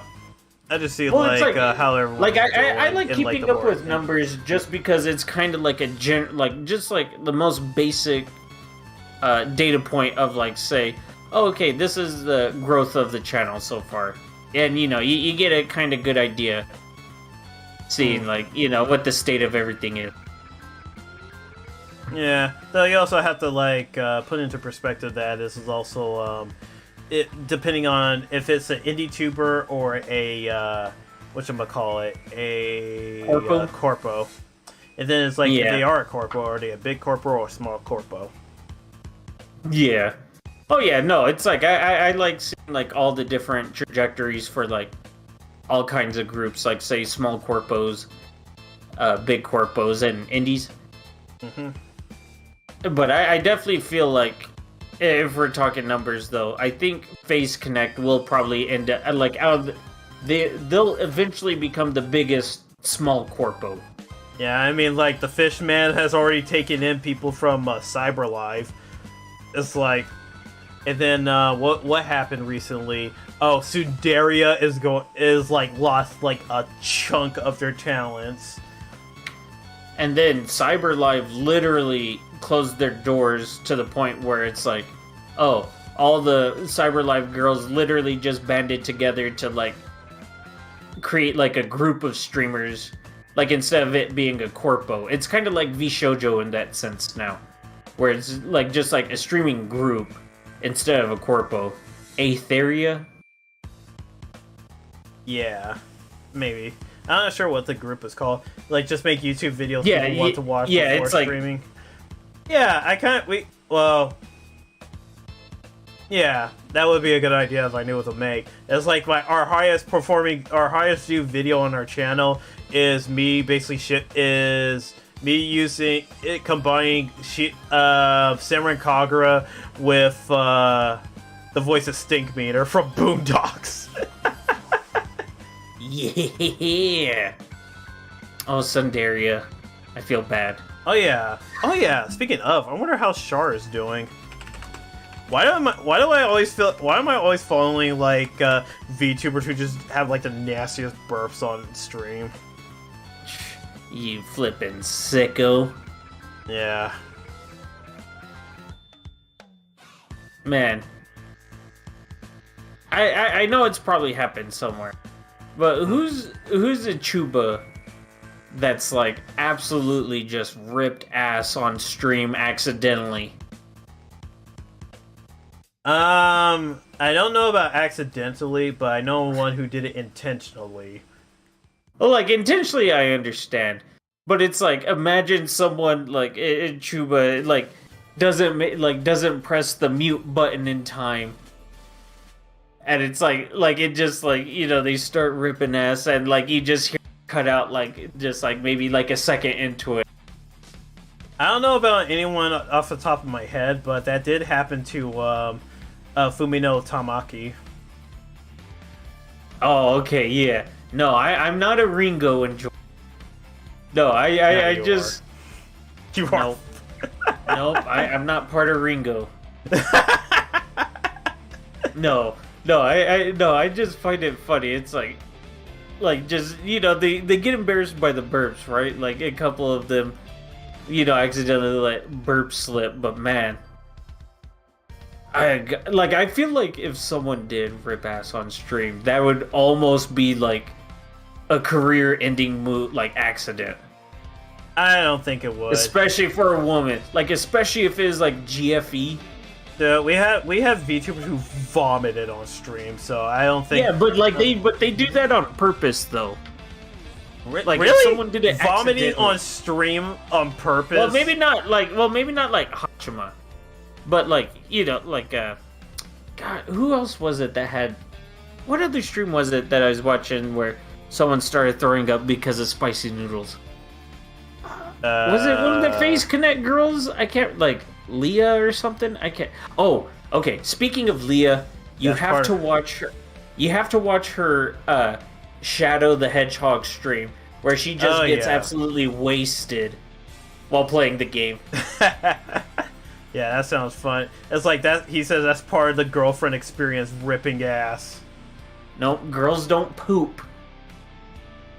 I refuse to believe it. I don't know. Nope. I'm sorry. Okay. Muna already disproved that. She said that she pisses, she shits, rips ass, and has a period. Oh, oof, boof, and a And I'm yikes. still not gonna forget that story of Shy Lily's poop soup story. Oh god. That's a. I don't know what, like, that one's like a really bad story, but I still think that one, what the hell's her name? Vebe, there we go. Mm-hmm. Like the one where she's talking about. Yeah, like, her yeah. I know exactly the one period. you're talking about. Where Like, like that one's worse, I think, just because it also has the footage in the background of like the ground beef with ketchup, and it acts like a visual. It's like, oh god. God. Also, that shit you just said like remove project. That reminds me of that like that meme comic of like the Rokubu girls, and then like there was that coach dude or something. I don't know, or like that that one old man. Oh yeah, Where it's from it's like yeah. and they said their poos are fragrant. It's like, Yeah. Yeah. I will become the super lolly man. Boom, dunks on him. Dude, I love. Dude, Yeah, I it's been found that so long comic since I've way seen it. before I ever even knew about Rokubu. God. And then it's like it wasn't until like few years later, whenever I saw it again after watching that the both seasons, where I was like, oh, that's. Oh snap! I didn't realize it. So good. So good. Mm-hmm. God, the only thing I know about Rokubu is that character is fucking bullshit in Dengeki Bunko. Yo, Tomoko. Yeah, that character's fucking bullshit in Dengeki Bunko Fighting Climax. Yo, man, I love her in that game. It's so fun. God, I get so pissed off when it's like turns me into a basketball and dunks on me. I was like, man, fuck you! Like, fuck you, bitch! Yeah. I still find it funny that out of all the characters that they could have put in, why they put her in. Like it's like you could probably find at least one other fighter or person that's like Kirino. I could understand because she was really popular. But putting Tomo-chan in, it's like, come on, bruh. Like, they were putting in, like, all the waifus, but they also had to include the husbandos. And then I'm just sitting here, I'm like, man, why the fuck do y'all have 2 fucking Sword Art Online reps? Man, fuck y'all. What's the name of the chick from Excel World? Yeah, Black Butterfly, Kuroyuki whatever. Yeah, there we go. Yeah. Yeah. God, I like mainly remember. her because she was basically a stand user. Yeah.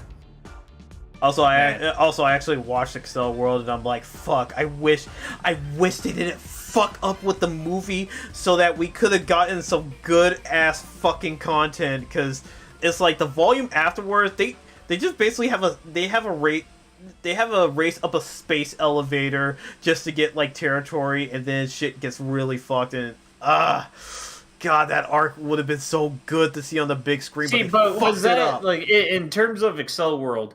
Was that in the VR world or whatever it is that they go to, or was that in like their real life? So in real life, they like finished. So the story of that particular volume was that they recently finished building a space elevator, and like the thing of their game is that like it's basically territory based, where it is basically capturing territory parts of Japan with your guild, essentially. So then when the space elevator got built, it was basically unclaimed territory. And everyone was just trying to figure out, oh fuck, can we actually take this territory? And then it turns out it was going to be a race. Man, and then like it was just preparing for the race, and then while they were racing on, doing pod racing in space on the space elevator, this villain group shows up and completely fucks up the entire race, pisses off the main character guy Haruyuki, and then he activates Chrome Disaster Armor and it just completely fucks up the dude that fucked up the race. Like, damn. Oh man, that shit would have been so good to see. No. It would have been animated by Toei, like the same studio that animated Sailor Moon Crystal. Yeah, no, it would have been. No, it's gonna be worse. It's gonna be animated by a Queen Bee. God. Every single time I see like a new hentai animation by Queen Bee, I'm just like, okay, let me look up the source because the pictures actually look good. Okay, here's some doujin manga. To butcher? Yeah, let me see what they decide to butcher. Okay, I'll just read this later. Man, that like shit like that is why I don't actually just like I don't watch anime. Like I only read doujins. Yeah, it's like it's so inconsistent. Yeah. Though there's like times where I'm like, yeah, the hentai animation is actually good, where it's animated by someone like Pink Pineapple, or who are just like the really good movements. You know what I'm talking about? Yeah, yeah. And then it's like sometimes like Poro's okay. It's just like the problem is they have same face syndrome, so every single hentai they make, I just consider it part of the Onichichi cinematic universe. It's like, yeah, it's like animation quality is so inconsistent. But do you know who it was, what studio it was, or if it was just like doujin animation group, or like maybe even a single person that animated that one Marin story about like it's like 3D animation. Oh wait a minute! Wait, was that the one where like the girl on the train? Yes. Yeah. I know exactly the one you're talking about. It was like Densha Shoujo or something. I think did I get that? Did I download that one? Because like, man, that one was really that one was really fucking good. Like, yeah, I didn't think 3D animated hentai could look that good, but I was proven wrong. I was like, holy shit, that looks really fucking good. Yes, that's definitely one of the better 3D animations I've seen. Oh yeah, Chikunsta, blah blah blah blah blah. Yeah, that one was just like amazing. Because I think that same artist had another one animated, but it was in 2D. And is okay. Okay, the studio is called Studio Selfish. Oh, okay. Okay, so... Oh, they animated Mon Musa Quest? Okay. Oh, did they? Yeah, apparently. Hey. Nice. Oh, Nurisuke JK? Oh yeah, that was a good one. Yeah, I remember that one. It's just like she gets raped at a she gets struggle circled at a bus stop, and then yeah. But then like second episode, she was like she enjoyed it that much that she actually actively seeks him out to get some more fucking. Yeah. Yeah, that one was actually good. Yeah, man. My other biggest complaint about animation is that a lot of them kind of wimp out whenever adapting lolly content. Yeah, that's like they age them up just a bit, and it's like, dang it. That's what I get disappointed on. Yeah, that shit's bullshit. Oh man, the worst was in like Tiny Evil. Man, fuck that. I'll read the doujins for that. Oh yeah, there's supposed to be a new Tiny Evil coming out. Let me see. Did it actually come out? Because if it did, I am going to give this I'm gonna give the artist money for the English version. Do it. Dude. Dude. Hamtaro put out 2 doujins. 2 Pokemon doujins. I was like, fuck, dude, this is going places. Yeah, I'm glad he's putting out more stuff now. I'm really, really glad. I love his. Yeah, it's like he came a long way. Like fucking like went from drawing fan art that he bought. I mean, I think he Minori. Yeah, Minori. And now he's putting out some good shit. Yeah, because it's like what he would also draw. Oh god, what the hell's the name of the female protagonist from Black and White 2? Gloria? Black and White 2? No. Yeah. Yeah. Hilda, I think. What's her? No. Hilda's the first one. Yeah. Shit, that's actually a good question. Who is the protagonist? I forgot. Let me actually look that up. Yeah. Rosa, that's her name. Rosa, okay, there we go. Yeah. Yeah, like all the stuff he put out of her too was good. I don't know. I'm just glad to see him but putting out more stuff. Yeah, same here. Okay, I need to end this stream. It's getting super fucking late. This is my longest one. I'll quit. Hours. Okay, so yeah. Hope you guys enjoyed that TED Talk we just did on just random bullshit. They're clearly here, but please don't think we're here.